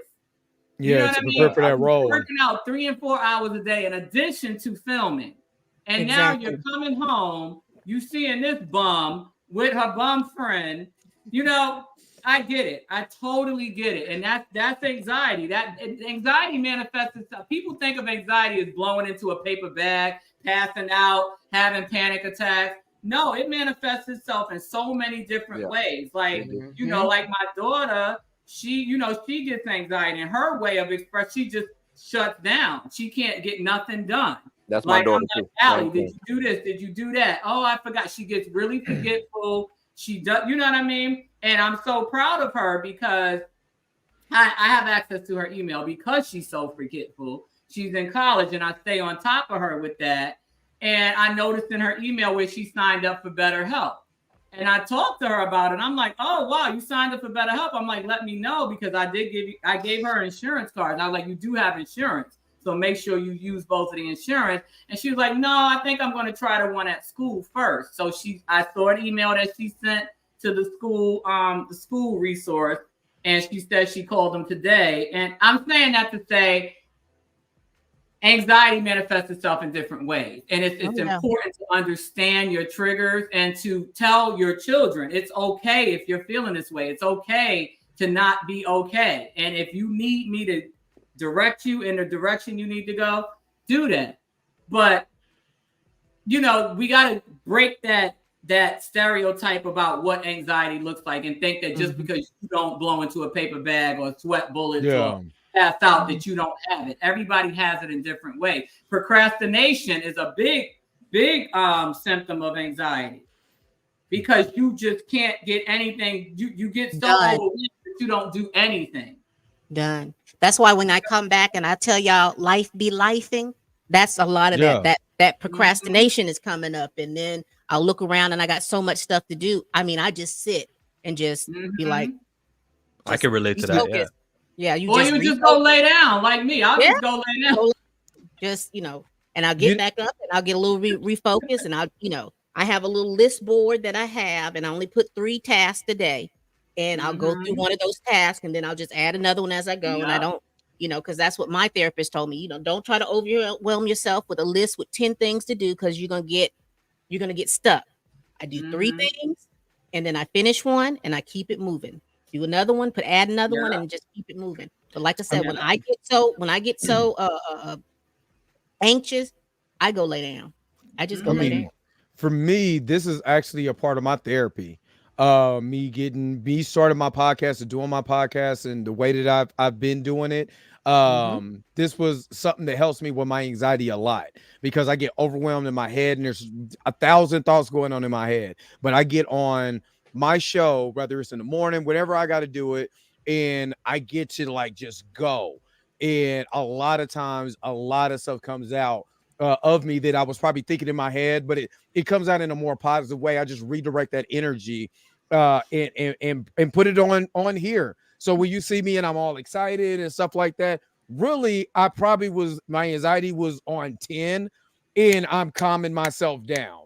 You know what I'm saying? I personally have to go when it's real bad. I have to, how can I say this? Knight Rider is one of my favorite shows. The show came out in the 80s. Hey, look, I was doing that show. That's my show. I don't do long list anymore. But I watched that to calm myself down. You know what I mean? It's certain things that I use to calm myself down. I collect stuff to calm myself down because my anxiety is that bad. You know what I mean? So there's multiple ways, but for me getting therapy, that's what helped me a lot with that anxiety. So I'm not over here freaking out or doing something that could potentially harm me or anybody in my family. So right, exactly. And a lot of people, on the far end of the spectrum, they'll smoke, they'll drink, they'll do drugs. You know what I mean? Yeah. So I nap and I curse people. I forgot I curse people out too. So you know what? That's surprising though. You know what I mean? Just hey Dre, would you highlight Aisha Kenya's last comment? She said please? This one. It's like you get stuck in your head, and it's definitely. Oh my God! Yes, I 1,000% agree. What? Oh yeah, I got my Knight Rider. Got my Knight Rider shirt on right now. Night Rider, night to night. What's happening? Yeah. You just tell him to sit down. Stop. Don't be a hater all your life. You know what I mean? But back to Aisha's comment. Yeah, sometimes there's so many YouTube videos that, oh my God, I got to do Jonathan Major's recap, and then I got to do this live stream. Like I told everyone, I got to do a live stream, and then I got to fix work into all that, and I got 2 weeks ago it was very anxious and what do you call it? Anxiety. I felt anxiety. Yeah. Especially that week when I was doing that week when we were doing like one video each day to go over the trial. I was like, it gets overwhelming. Oh yeah, that's why I'm surprised I made it through that trial because that's when I first met you guys, and I'm like, I'm getting all these requests, and I'm like, I literally was about to shut down, and I had to will myself to cooperate. I'm like, Daniel, you got to do this because this is why you came. You got to do this because the whole point is to get the word out. People actually noticing, so now you can get it out some more. And it was hard. I mean, thank y'all because y'all really took me out of my shell. Because when I tell you this is not me, this is not me at all. And I don't do things like this. Like the most I would do on camera was when I was teaching and we had the pandemic because we didn't have no choice. But even that stressed me out. I was like, oh my God, I got to get on this camera every day and talk to these kids. And you know what I mean? But thank y'all because it actually broke the seal on another level of my improving my social skills. I have good social skills, but not in this arena.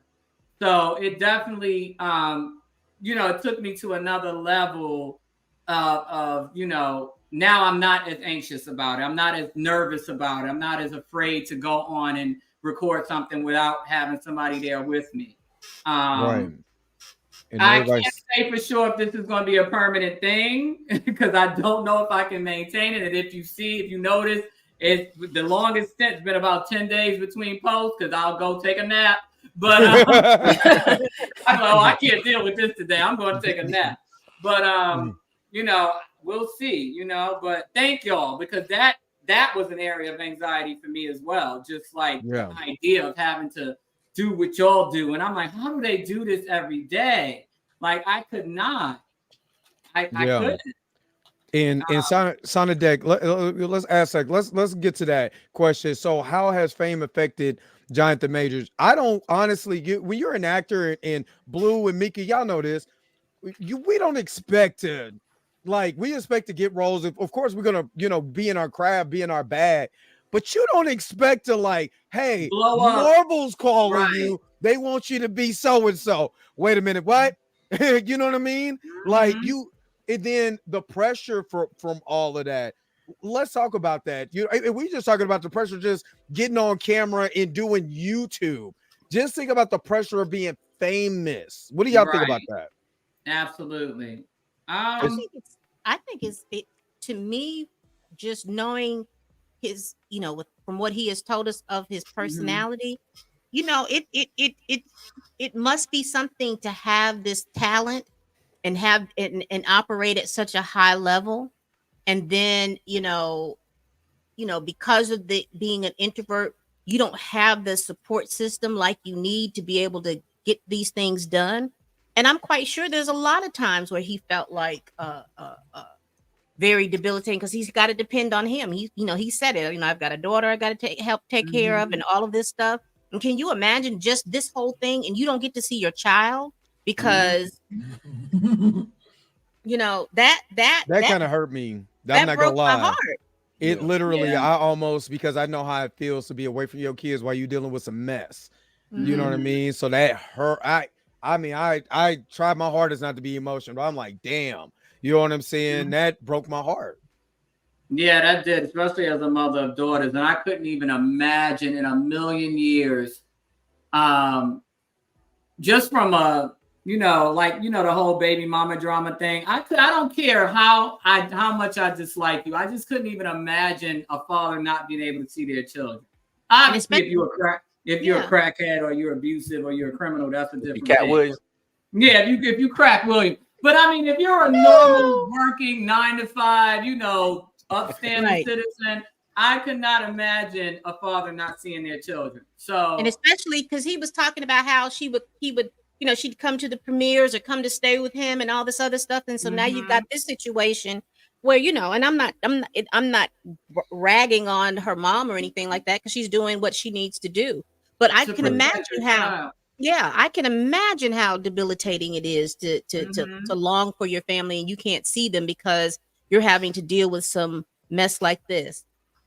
Yeah, and then she's only 11, and then same age as my youngest daughter. And then you're seeing, like I said earlier, you're seeing women that look like you talk so badly about your dad. Yeah. It's like, how do you reconcile that as a little black girl that black women hate your father so much and are saying all this crazy stuff about your dad? Because I'm sure even if she doesn't have social media, I'm sure her friends do. I'm sure she's seeing it on their devices or hearing it in school or whatever she does in her everyday life. And it's probably terrible. And I can only imagine how bad he feels. And then it's like, okay, I haven't seen you in X amount of days, weeks, months. Has anything changed about how you feel about me? Because kids are little, they're little, they kind of go with whatever, what could, I don't know. What could her mom be saying? What could her mom's family be saying? It's just so much. Right. When they were filming in London, he had to be gone for a few months at least. And I don't know if she was paying visits to go see him, but that's when she was, 9 years old? 2 years ago? 9, yeah, because she's only been 2 years. And then it's only really been, a year that he's really been popping? Something like that, yeah. A year and a half? that's why it's so crazy, because it feels like he's been around forever, but it's only been about 18 months that he's been really popping. And most of that, 8 of those months, he's been in this situation. So exactly. Yeah. So what 10 months that he was popping, and then just like, you know, I don't know. Yeah, it's sad. Fame is kind of, and I mean, my little bit of fame, I ain't chill or nothing like that, but you know what I'm saying. I'm not chill either. Look how Chill sitting though. Chill sitting. Yeah, Look at his lips. Look at him. Look at his lips. Look, you see what he's doing? No. That's right, Chill. During that video. Well, I was like, look, you doing it. Like He doing Tony it. Montana. He over here looking like Michelangelo David. But no, reason I was saying fame is weird is because, like I said, my little piece of fame that I have had, if you multiply that with what an actual famous person like Jonathan Majors is going through, then you add on him being, like y'all said, an introvert and not, you know what I'm saying, interacting with people as probably as much as he, you know what I'm saying, and just random people coming up to him trying to take pictures and stuff like that. I'm pretty sure that plays a lot on your anxiety, plays a lot on the, you know what I'm saying, having people in your space and things of that nature. So I'm pretty sure fame is real hard on him. And like y'all said about the whole, you know, being separated, being away from your kids due to this situation, you know, that's crazy. That's crazy. And feeling like, because like he said today, and I was glad he said that, because I feel like he's a man of the people. He's still low enough to know who built him up, and the responsibility that he feels to us is why he spoke out. You know, at least that's what it sounded like he said, that he felt like chiefly among everything was his responsibility to the culture and the people that want to know what's going on and how he's feeling. Yeah. And you know what's so sad is that the culture that he feels a responsibility for is going to take a line of Coretta Scott King and run with it. But you want to know something, Pam? Just like Martin Luther King, just like Malcolm X, just like, you know, Judas and the Black Messiah. Boy, I was about to say that. Just like killed by the police, man. What you talking about? Just like Harriet Tubman, you can't take everybody with you, right? There were plenty of people that Martin Luther King died for that still side with the oppressor. So you know, you cannot take everybody with you. You know your audience. You know the people that got your back. There's going to always be the plantation-minded people that you got to leave behind. And that's pretty much it. You take with you who's ready to go. The rest of them you leave behind. That's it. That's all you can do. That's all you can do. On the bright it's really side, not the majority of people, Pam. You know, it's always like if there's 10 people in a room, it's like they loud though. It's because the they loud loud. and wrong crew. Yeah, the loud and wrong crew. Loud and They're wrong. gonna put in the most work. They're gonna put in the most work. Like they said, empty cans make the most noise. I like bars. She said bars. Empty cans make the most noise. I like that. So, you know, I mean, you can take it with a grain of salt. I don't even entertain those comments anymore. Because it's just like that's what they want. They want people to keep tussling with their stupid behinds, and ain't nobody got time for that. And then you got larger platforms going back through here talking about because I hadn't been on Twitter all day. I've just watched YouTube. I watched the lives that we did. I rewatched those lives because you know they were long and I can get through work because I can listen to me while I'm working. But anyway, I'm just going through here and I'm seeing poor Cat. She is out here swinging in these streets. I know she's trying hard, boy. She is.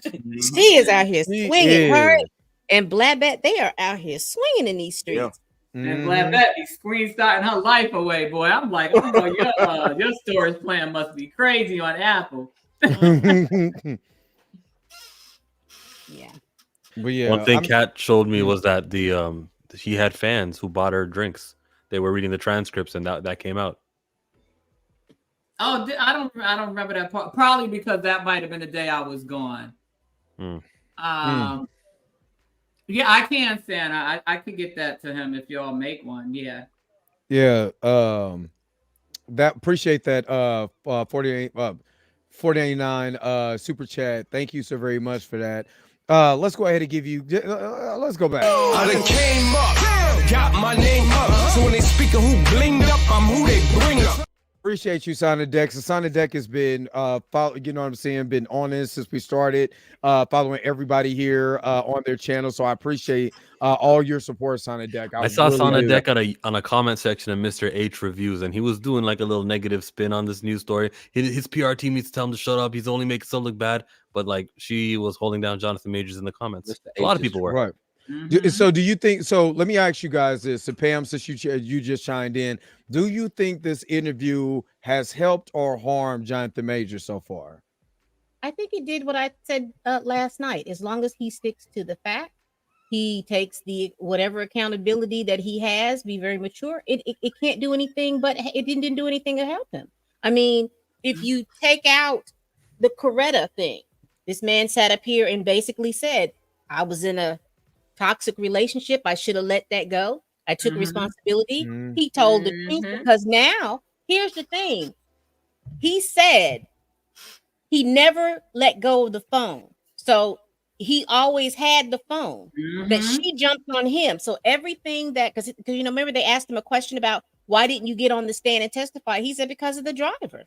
The driver said, yeah, he literally said, but the driver was said everything that I was gonna say. What did I need to say? So I think it helped him. You have to understand, a lot of us are mind F to believe that we need to always be quiet and to be not, the word is not humble. There's a word under that. Docile. Thank you. That they want us to be, and you know, well, I don't see what he wants to say. He don't need to say anything. Why wouldn't he want to speak up? Why? Because you all are trying to stop a man's livelihood for what? And a people's representation for what? Exactly. For what? What are you talking about? Well, this happened. Listen, her story contradicts what the driver said. And his story, what the driver said. The driver said it was all her. And when he said she jumped on him and squeezed his face, what is going on with that? You know, but all I'm saying is I think it helped because he got his side of the story out, because what she said didn't make any sense. And remember, I kept saying, how could she lean across that big gap in the car? I'm just thinking it's physiologically not. You can't do it in the captain's seat. You literally have to raise that. But it's not comfortable, and you cannot maintain that for an entire ride through Manhattan. There's those seats are literally about, I want to say 2.5 inches. Well, yeah, it's about 2.5 feet wide. I mean, you know, approximately about 2 feet wide. That gap, well, the chair is because 17 inches. Yeah, the gap is 17 inches. So you're not gonna raise up that, that arm, lean all the way over. You know what I'm saying? Exactly. You know what I'm saying? Back all hurting. You know what I'm saying? Nah, you got to get up and yeah. Nah. You would literally get up and sit on his lap before you got up and leaned over into captain's chairs. But thank you, Erica Dixon. It's plausible that he showed her the text. Let me tell it. He was ready to break up with her that night. He broke up with her inside that car. What happened last night. He was like, "Oh no, he broke up with her you before, caught me." And I think he was just I'm gonna leave now. Just being helpful so she can get her work visa, and he was just flipping her the D every now and then. No, I'm just saying it went down. I think it went down in the car. He was like, "Nah, we done." Think about the text about leaving your keys. Yeah. He said, "Did you leave the keys?" Like he had told her to do it before. Yeah. I told you this in the car. I told you this. Like, where's my keys? And you probably told him in them text messages that we didn't get to see. Exactly. Eric Dixon, thanks so very much for the 49 super chat. 2024. We don't argue with people. Harriet Tubman would have shot. Period. Thank you. Exactly. Thank you. And I'm gonna do both. I'm gonna put both of y'all super chats because Robin got one too. So, what are the odds that Jonathan will be on Dre Chill or Danny's YouTube at some point? Thoughts? I want Megan. Yeah, I bet. Wow. But I know who wants you to. Wait a minute. Did you see chest pop out a little bit more when he said, "I want Megan"? Yeah, I saw that. Yeah, Hold on. he was we're like, gonna talk about Shazam and the character of Darla. He brought it back to That's exactly how you did it. Let me find out Chill like him some vintage women. Okay. Not vintage. No, it's a plan. Like See, Danielle, we'll split them up. Danielle, you're gonna get Jonathan. I'll get Megan. Everyone's happy. Okay, good. I get a young and you get an old one. You know, it's all right. Oh my Lord. Let me go ahead and shout out these super chats. Thank you so very much. I done came up, got my name up. So when they speak of who blinged up, I'm who they bring up. Thank you so very much for the super chats. If Megan is seasoned, well, I mean, hell, I don't know what the hell I am now. You know, Chill is not even. Can you screen share me? Oh yeah. Vintage, I don't know. Let's get back on track because what we mentioned about what the driver said, yeah, that was very important to hear Jonathan himself say it, and it's not in Urdu with a translator that she was doing everything, he was doing nothing. Look, You chose not to take the witness stand. Why? Yes, the driver. You see his face? You felt that was compelling enough. He had said enough. Well, not just the driver. You know, she was doing everything, he was doing nothing. Well, that's what I was going to say.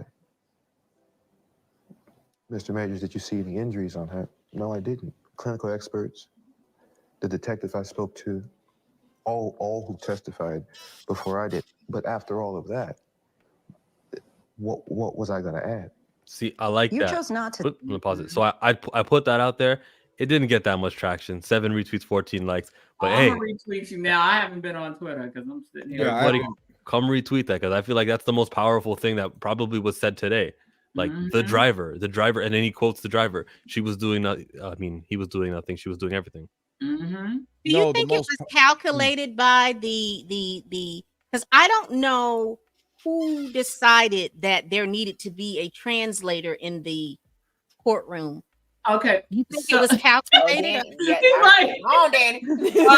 Get him. So remember when I said that before the jury came in, so the driver, after lunch, there was a huddle. It wasn't really a sidebar because we could hear what they were saying. The jury wasn't in the room, so they didn't have to go up to the little podium and start whispering. Before they brought the driver on, they didn't identify him, but we kind of figured that that's who it was. They were going back and forth. He came out. This was the Friday, had his bubble coat on, sat on the stand. They were like, okay, we just had this discussion. We're going to have you come back on Monday when we have an Urdu translator. He was like, all right, got off the bench and left. Fast forward to Monday morning. This was the good day for the defense when everybody was testifying on behalf of the defense. He came back. He was the first witness, but before everybody could come in, the defense and the prosecutor, the defense said to the judge, we just want to let you know that we just got at 9:06 a.m. a Brady disclosure from the prosecution telling us that they met with the driver yesterday at 6 p.m. Basically, like, what's going on with the translator. And then, if I'm not mistaken, the prosecution was like, well, he was offended by them thinking that he needed a translator. And they used the word offended. So he did not want the translator. He made that clear on Sunday when they met with him the Sunday before. Exactly, Aisha. I guess not. That Sunday morning, night before, he made it clear he did not want the translator. So that's why, like I told Chillmonger, when he got on that stand, that was why it was a perfect storm of funny, because he clearly had an attitude. Chill and I thought that maybe he would just have the questions read in Urdu and he would answer in English because he could speak English. He just had an accent. But he was like, okay, y'all think I need a translator? I'm not talking in English at all. And so he not once said anything in English. The only thing he said in English was escalade because the Urdu translator couldn't pronounce it right. He kept saying escalator. Like he kept saying other words other than escalade. And so the driver kept saying escalate, escalate, escalate. And so he was like escalate. But other than that, he did not say one thing in English. Look, he had better grasp on the English language than the interpreter did. Translate, Right, yeah. because I guess the interpreter didn't know what an Escalade was. I mean, you know, and a lot of people that don't know cars don't. I mean, you know, so he was saying something totally different, and the driver kept, you know, saying it the correct way. And obviously he was getting irritated with that too, right? Oh yeah, he had an attitude. He kept his coat on and his hat the entire time, because you know most witnesses, they come with their street clothes on. They don't come with coats and, you know, hats, and you know, they get comfortable. Not him. He sat there with an attitude. He made no eye contact. The interpreter sat right next to him on his right side, and so the interpreter was closest to the jury, and they just, every time a question was asked, he would ask it in Urdu, answer it in Urdu. The translator would say it in English. So it was literally like, it took three times as long because everything had to be translated step by step. And then the fact that, you know, when they told him that he couldn't use his own opinion and he kept repeating himself anyway, he was like, whatever, y'all ain't gonna tell me what to do. I'm not even talking in English. Right. So yeah, he, like I said, he was the showstopper that day. I liked him, but you know, but that's my kind of petty too. So. Mm-hmm. So it just go ahead, Pam. It felt like when I heard him say that, you talked about the driver, and I'm wondering how did they miss all of that? You know what I'm saying? I just don't think they cared. And like I said, you know, and I said it in my own videos, I've said it in all of y'all's videos, New York is very, very racist. It's a lot of that learn English mentality. Nobody want to hear from nobody that don't know English or that they perceive doesn't know English. And that's why I'm feeling like that might be another appealable thing, because you had these people thinking that he didn't know English, which frustrated them, having to sit there and listen to every question and answer translated. So it took 4 times as long to get the testimony out than it would have if you would have just asked them directly. And then on top of biases against people that don't know English or don't try to assimilate into American culture. Especially he's Middle Eastern too, right? Yeah, he's Urdu is either Pakistan or Indian, right? And we all know the biasness they have that New York has against people from that region. Right. After 9/11, they ain't got no love for anybody that they think is Muslim or, you know, Hamas or whatever. You know, anybody that looks a certain way is a Muslim. It don't even matter if that's not what your religion is.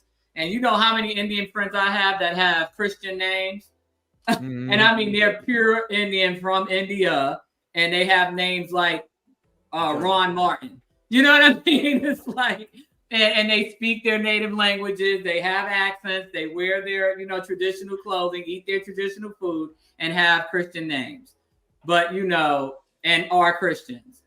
But, you know, it's just those stereotypes. Mm-hmm. And it's really bad in New York. People think these liberal cities are not racist. And I said, you can be anything you want in New York City except a black man.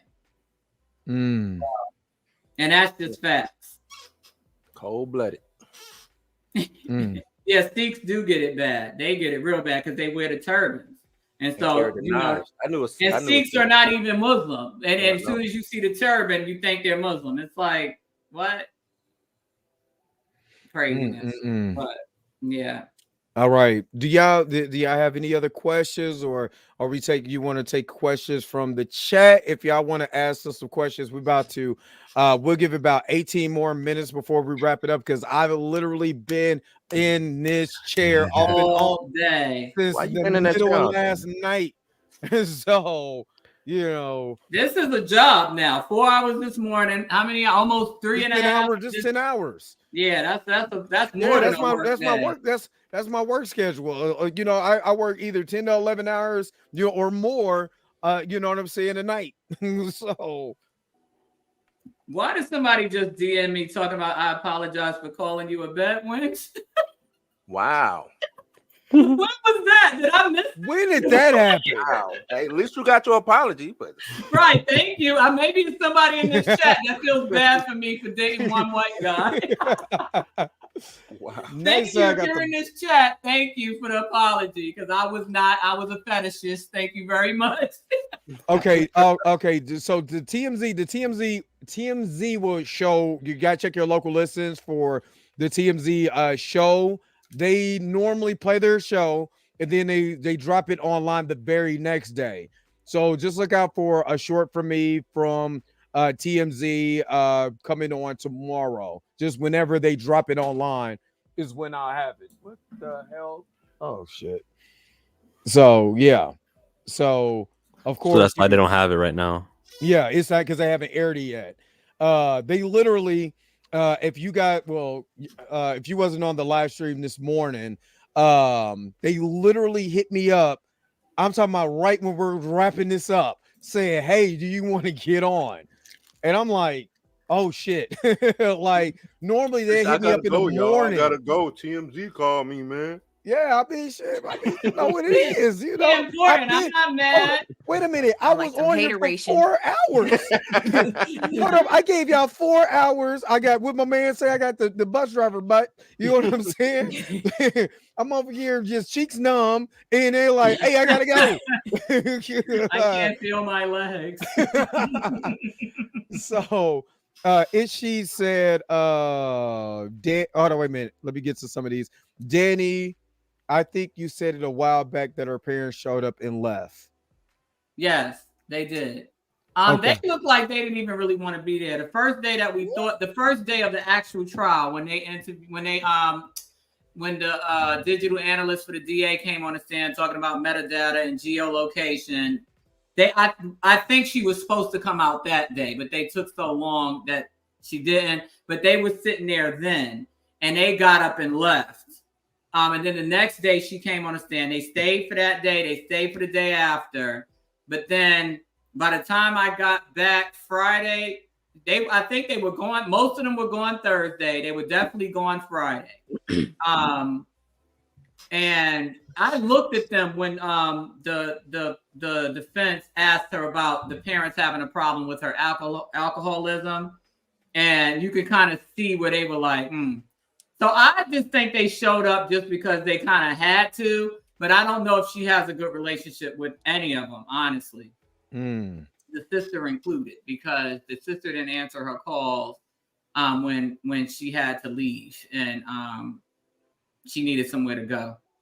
Absolutely. Ramar Robinson said, "How long do they have to submit an appeal? What's next?" Hey, Ramar, 30 days, so they got another week. I feel like it's done or it's getting done. He said he submitted. He said it in the longer interview. It's submitted.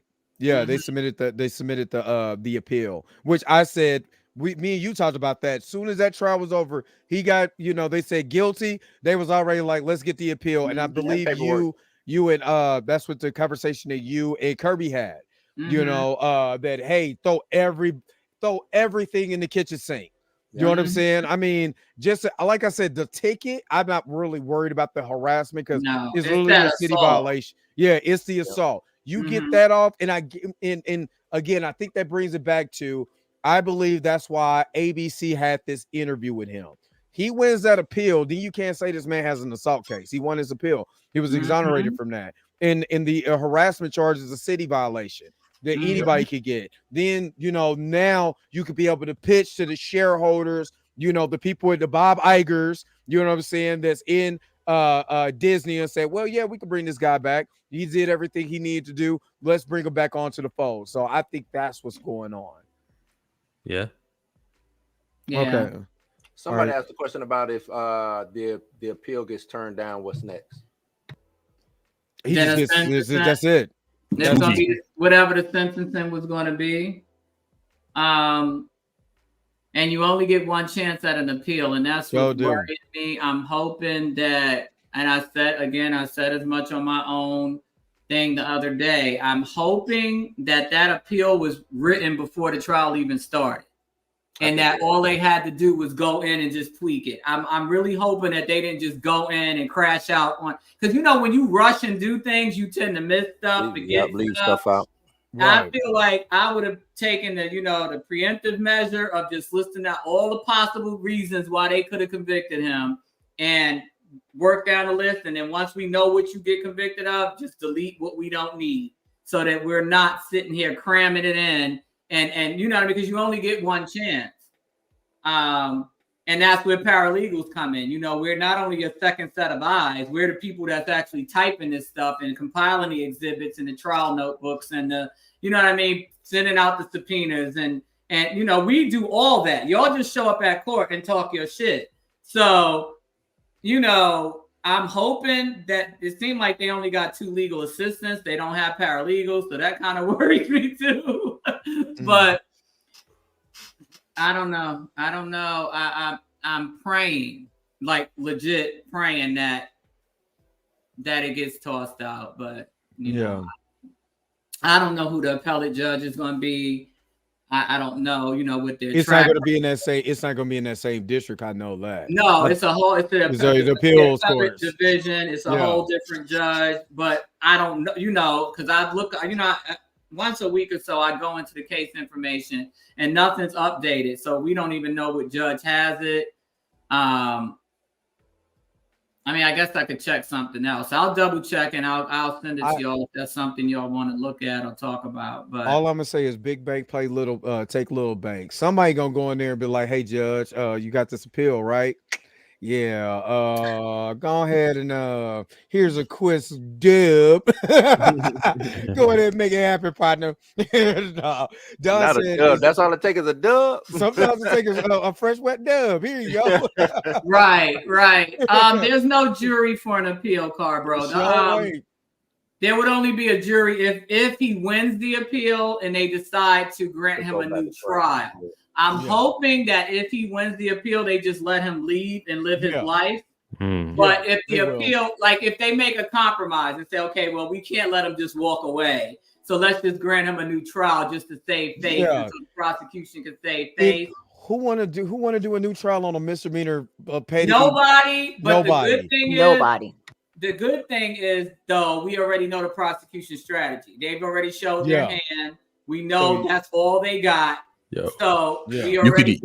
You could even charge her, Stephanie, for new things, right? Because criminal mischief was one of the charges, and I don't know what the other charge was. Assault.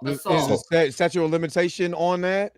No. I'm saying forget those 2 charges. I'm saying forget that. She did other things. So find out 3 other things that she's being charged of. Harassment got to be on there. There we go. So harassment, everything. Now she's over in England. Does she really want to return to United States of America just so she can get arrested and put in with a criminal record? She did it the first time because the DA promised. We know that the DA promised, because we're not idiots. We know that they promised, yo, listen, we're gonna just take care of all of those charges for you should you become our witness. This next trial that he's about to do, put some new charges on her and make sure that you're the one charging, and it's not like it's not up to the DA. And then there you go. Now you can do the court case again, no witness, and you don't even got to take the stand again. Absolutely. And the full interview was coming out on Thursday. If I'm not, I think it's this Thursday. On that Hulu channel. On Hulu. I guess on that Hulu channel. Yeah, this Thursday on Hulu. Yeah, but in terms of the appeal, it will be separate from any civil suit. So if he wants to do defamation, if he wants to do torture. Here we go with my tongue tied. Tortious interference in terms of his business relationship with Priya Sadiani. Those are separate cases. Those would not be a part of the appeal. The appeal is just to address the 2 charges he got convicted of and either get him a new trial or just get the whole thing kiboshed off his record. I'm feeling like a compromise would be for the appellate judge to say, because they don't like to go against each other. That's one thing they don't like to do, unless it's something really like crazy, like abortion legislation or something, that would impact the whole country.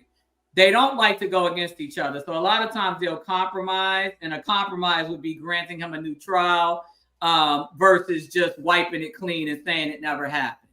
Obviously, that's what we want. But I feel like because they don't want to go against each other, and those are lifetime appointments, they know each other for decades and decades to come. They don't want to, kind of backbite one another and stuff like that, especially because it's so low level. I mean, new trial, it'll probably be way shorter because we already know what the strategy is. They'll probably be able to eliminate a lot of useless witnesses. Definitely all that background information would not be admissible at all, because that's the reason why we're appealing in the first place. That's crazy that it got. So it'll probably be a 3-day trial versus an 11-day trial at that point, because most of the witnesses for the prosecution were for that background information. Everything that occurred before March 25th. So we can't use them again because that's the reason why the appeal got accepted in the first place. So, you know, it is what it is. But I'll be there for that one too, Jay. I still want those text messages. But you want to know something? That might be why they still haven't released a lot of certain things, especially his stuff. Yeah. Because if that's going to be the basis of the appeal, we can't see it. You know, exactly. we can't hear that. We cannot hear that body cam audio because I'm positive that's going to be part of the appeal. Absolutely. We can't see his text. If they don't get that appeal, watch, there's going to be a lot of leaked stuff though. Oh yeah. Oh yeah. As soon as TMZ have it. God forbid if it gets denied. Oh yeah, they're going to let it loose because they have to, because now it's a done deal. He's getting his sentence, even though it's probably just community service, a fine, and some anger management. And so now we're gonna have to let it loose and unleash the beast and let everybody know. Sleep animations, that was again to prejudice the jury, I think, because if you're showing her injuries, why can't we see his? Now they did show the injuries to the witnesses on the stand, but the jury couldn't see it. Mm-hmm. What sense does that make? and again they brought it up in the ABC article too, so we got that in full context. So again, thank you so very much for the super chat. Let me go ahead and give you this. For me? Oh, I can't believe it. Thank you, boy. Oh, you're the best friend. So appreciate the super chat. Go ahead. For the whole panel, we just got Jonathan Major's interview. How does her interview now go? Because you know hers is coming. She better not. She absolutely better not. She's gonna be on Inside Edition. She definitely won't be on Good Morning America. She'll probably be on some Fox News affiliate. They're gonna resurrect hard black hosts. Yeah, she's not gonna be. Yeah, with the black host that's cooning for Fox. She'll probably get Candace Owens to do the interview.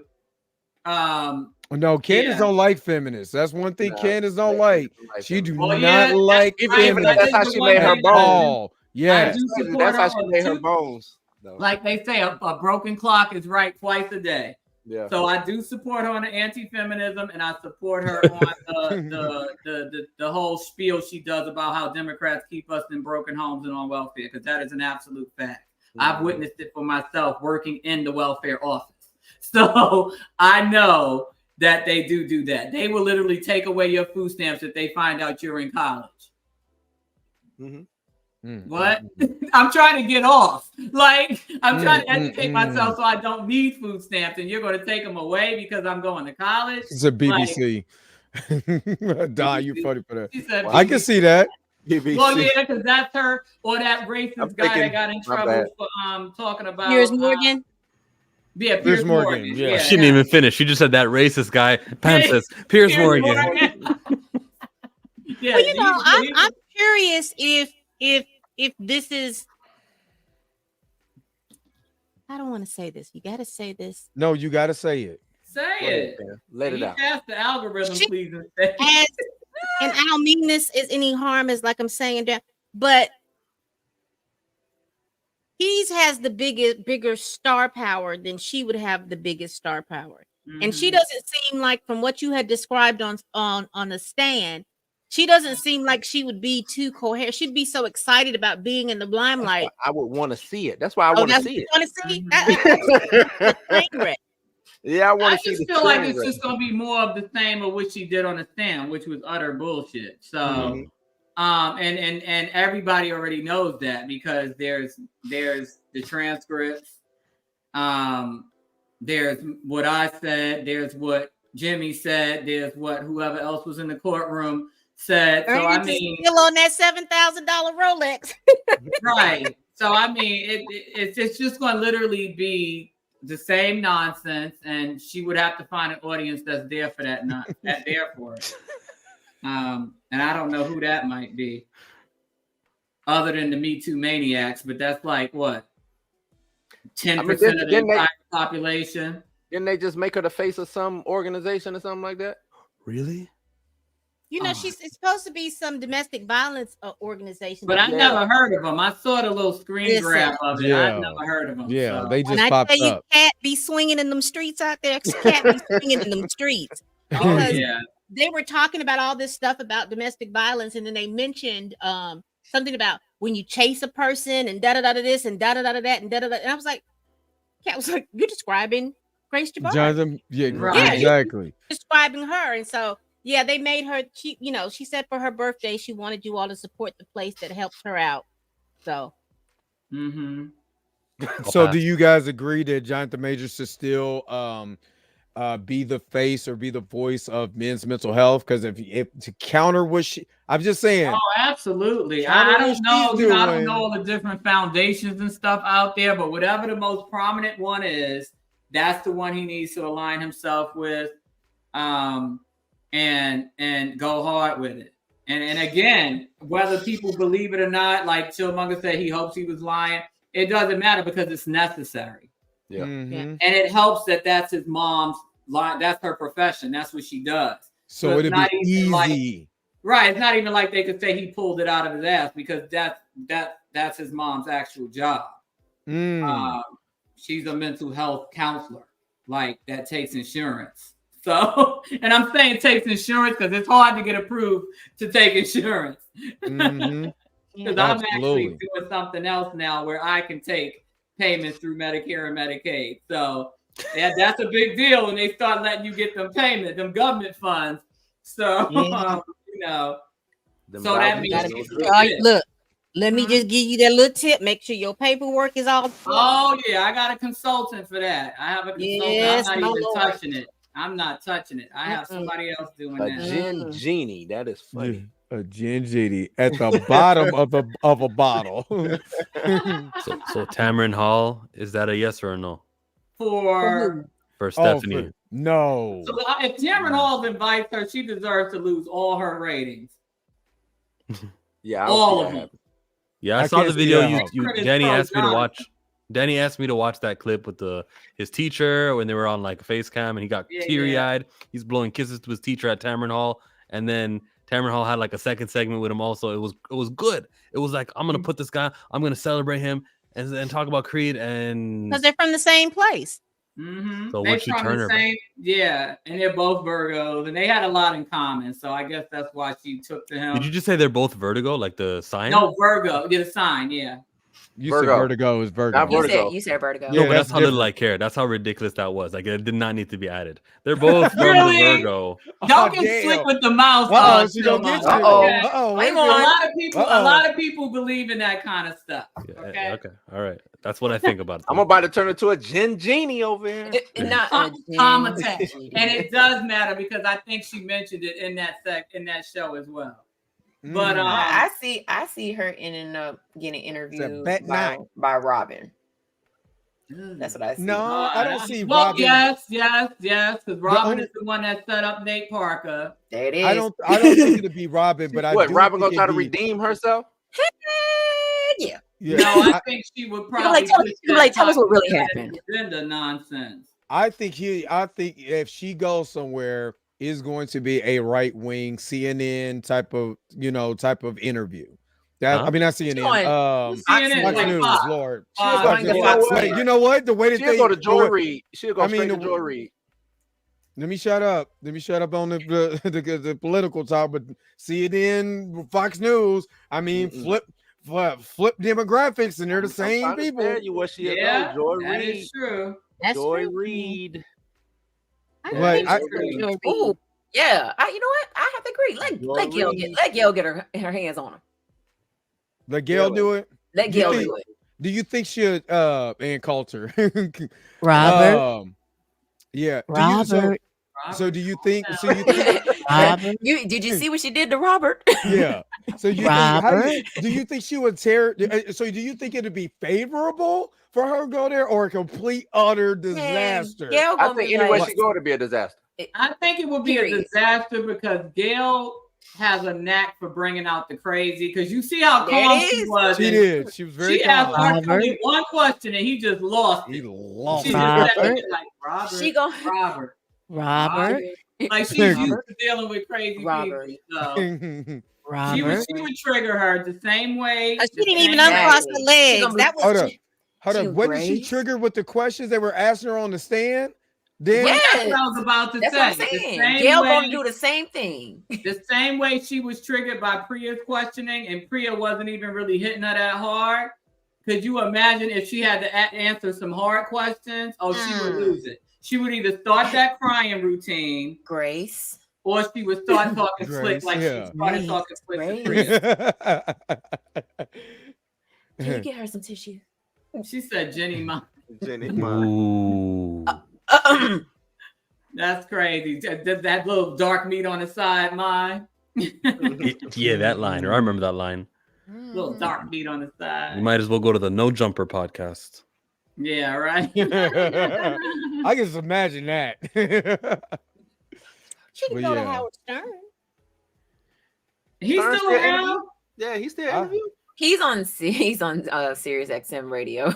Oh, okay. That's the only way you can hear him. Yeah, I don't have that. Like I said, she can go to Howard Stern. Yeah. I say let Angela Yee take a shot with her. She's going to go to she's going to go somewhere where it's heavily white. Oh yeah. She's not going to get anybody black. She's going to have flashbacks. She's going to be like, bitch, you look like Cleopatra. I'm sick of this shit. Yeah, He's probably sitting there like that girl on Get Out eating dry cereal and drinking a cup of milk waiting for the next victim. It is something to know that with a shoebox full of rent niggas. I am still dumbfounded that she really sat there and called this man's manager to confide in this. A lot. It wasn't just one time. It was like almost daily. Like they were she was her manager. But why was that? I guess because I'm with you, Pam. Why would the manager even entertain that? Yeah. Right. And that's probably that because I'm like, well, why didn't they make her testify? So I'm like, she might be another ace in the hole for the appeal as well to avoid getting herself caught up in that lawsuit. Because why were you talking to her too? Why were you entertaining it? So you cooperate with us for this appeal, and we might not sue your ass. And how did she think that he was not going to find out the things that she said? So she was playing both sides, which is real crazy to me. Like, it's one thing to say, okay, I'll talk to her just to see, because I know he's trying to get rid of her, just to kind of see where her head is at, and then report back like, yeah, yo, you need to unload her. But no, you're actually entertaining her nonsense. But then again, that's what she said. She could be lying. For all we know, Priya probably was like, yo, I don't want nothing to do with this. Y'all deal with that. And then she was going back and telling Jonathan what she was saying. And that's why Jonathan was getting mad at her. Because there was a time that he didn't talk to her for 3 weeks because of what he was. What was that text? You remember that text? He says, I don't feel like you make us safe or something like that. Yeah. Mm-hmm. And then she testified that he didn't speak to her for 2 or 3 weeks after he found out she was confiding in Priya Sadiani. So, Grace is a liar, and she likes to exaggerate the extent of the relationships that she has with other people. So, mess around, Priya Sadiani might not have even been on her side. Yeah, but then she dropped Jonathan Majors, though, right? She did. Well, the company. So, I don't know if the company told her to drop him because she works for a company. Right. Unless it's her company. I don't know if it's her. If it's her company. She had her own, and then she went to them. And she brought out her client. Okay, so then they probably made her do it then. Yeah. That's still kind of weird, though. I mean, I don't know. You guys need to stop that. Ben Shapiro, Charlie Kirk, Matt Walsh. Oh, they going down. She need to go on 60 Minutes. 60 Minutes. I don't think she's important. She needs to talk to She's Dan not important. Rather. I just brought it up because I do think she will have an interview sooner or later, and then This is his new PR team right here. She'll fade into obscurity and end up on some reality show. Exactly. Because exactly. I just think about Imagine her being on a real life with a bunch of black people. Well, no, I just think about if you know, and don't mishear me. I'm not trying to keep anybody from, but she's already shown through this thing that she's going to talk to your manager about you. She, if she's talking to the manager, who else is she talking to about this stuff? She doesn't seem very reliable. Right. Mm-hmm. They love on a reality show though.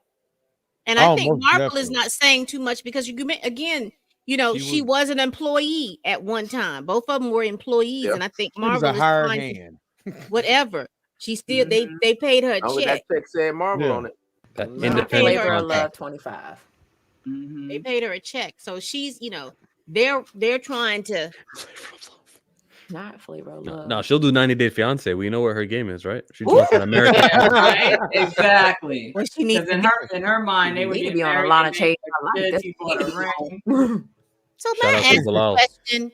So for you all that work in the entertainment business, so when you have a manager, and let's say that you need to acquire a work visa, would that manager be of an assistance for you to get that? It's the employer. So I know just in general, everyday employee, because it's still a job. It has nothing to do with whether it's entertainment or not. That's why a lot of times when you apply for jobs, they say, do you need sponsorship? Yes or no? And usually if you pick yes, you ain't getting that job, but they don't want to pay for it. I have a lot of East Indian friends, a lot of friends from, different Middle Eastern countries. And a lot of them are here on work visas. So basically the company has to be willing to pay to sponsor you to work for them. And usually it's tech companies that'll do that. Tech, maybe hospitals for like physicians, or you're not going to get that too much on acting and things like that. And that's probably why, and the defense asked as much, why that Jonathan was going to try to help her do it versus a company, because a lot of companies ask that question. How is he going to help her? How is he going to help her get a work visa? I don't know if it's through his production company and he was just going to pay for it, because he has his own production company. So I don't know if he works for him and he was just going to pay money, because employers don't want to pay that money. It's expensive. Yeah, the company can sponsor. That's what when I was contracting. And right before I was supposed to go over to Iraq, that's who paid for that visa, was the company. Yeah. So, oh my God, thank you, Tora Reloaded.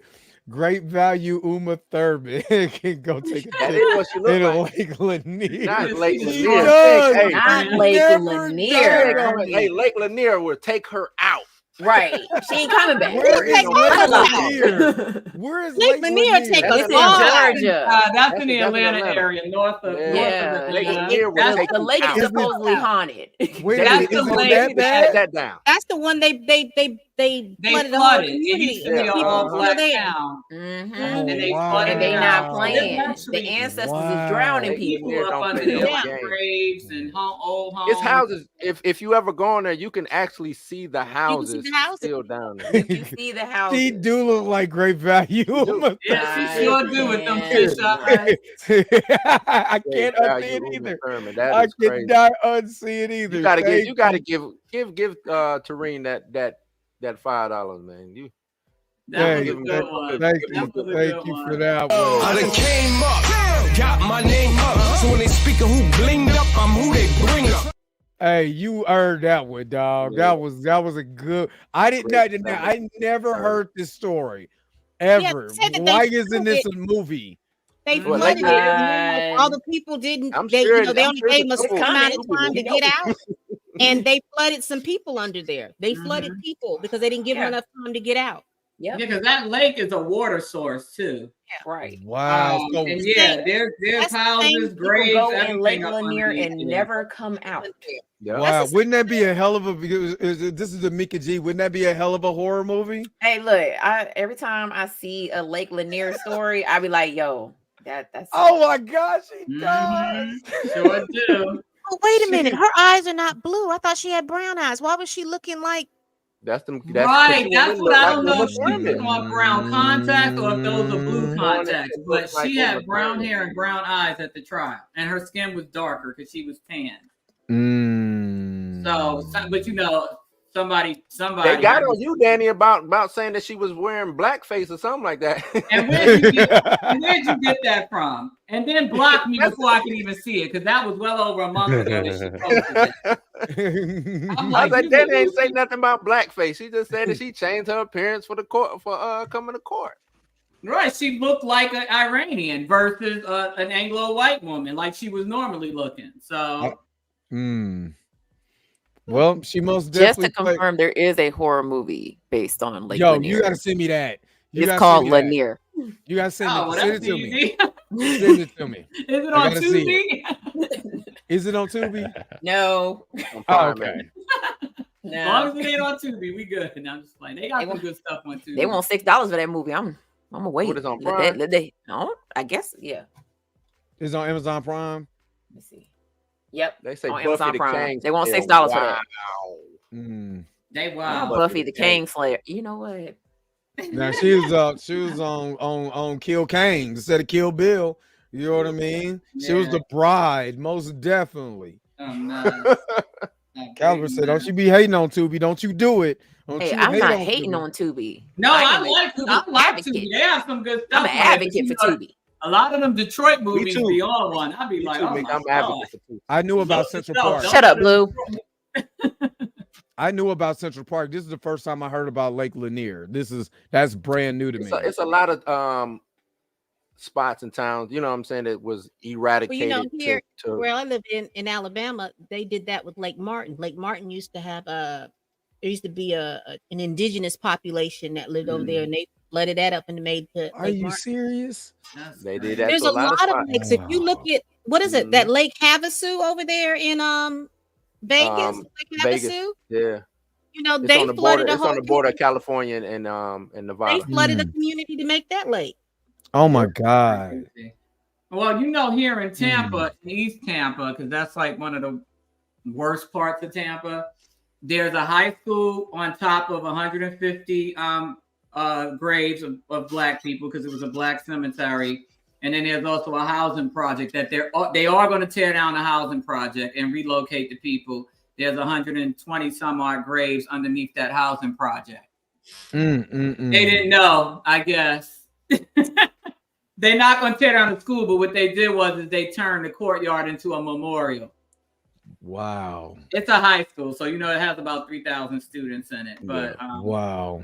And I'm sure there's more. That's just the one that they found, and the ones that they found.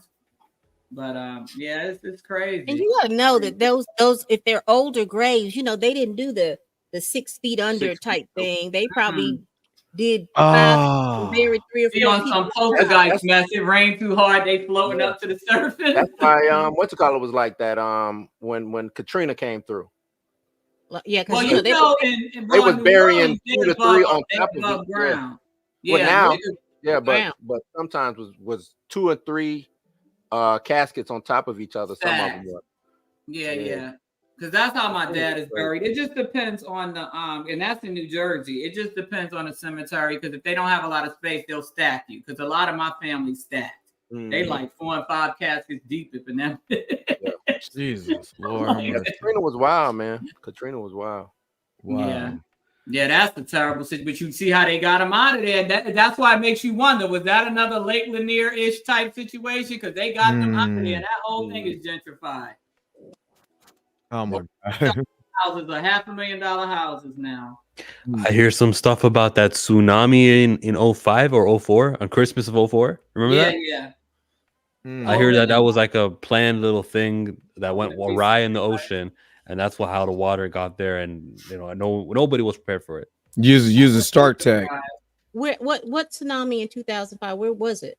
Yeah, India, Sri Lanka. India, yeah, I was in the Yeah. Middle East. Oh, They oh, did you a talking whole about that one? movie Okay, about it. yeah.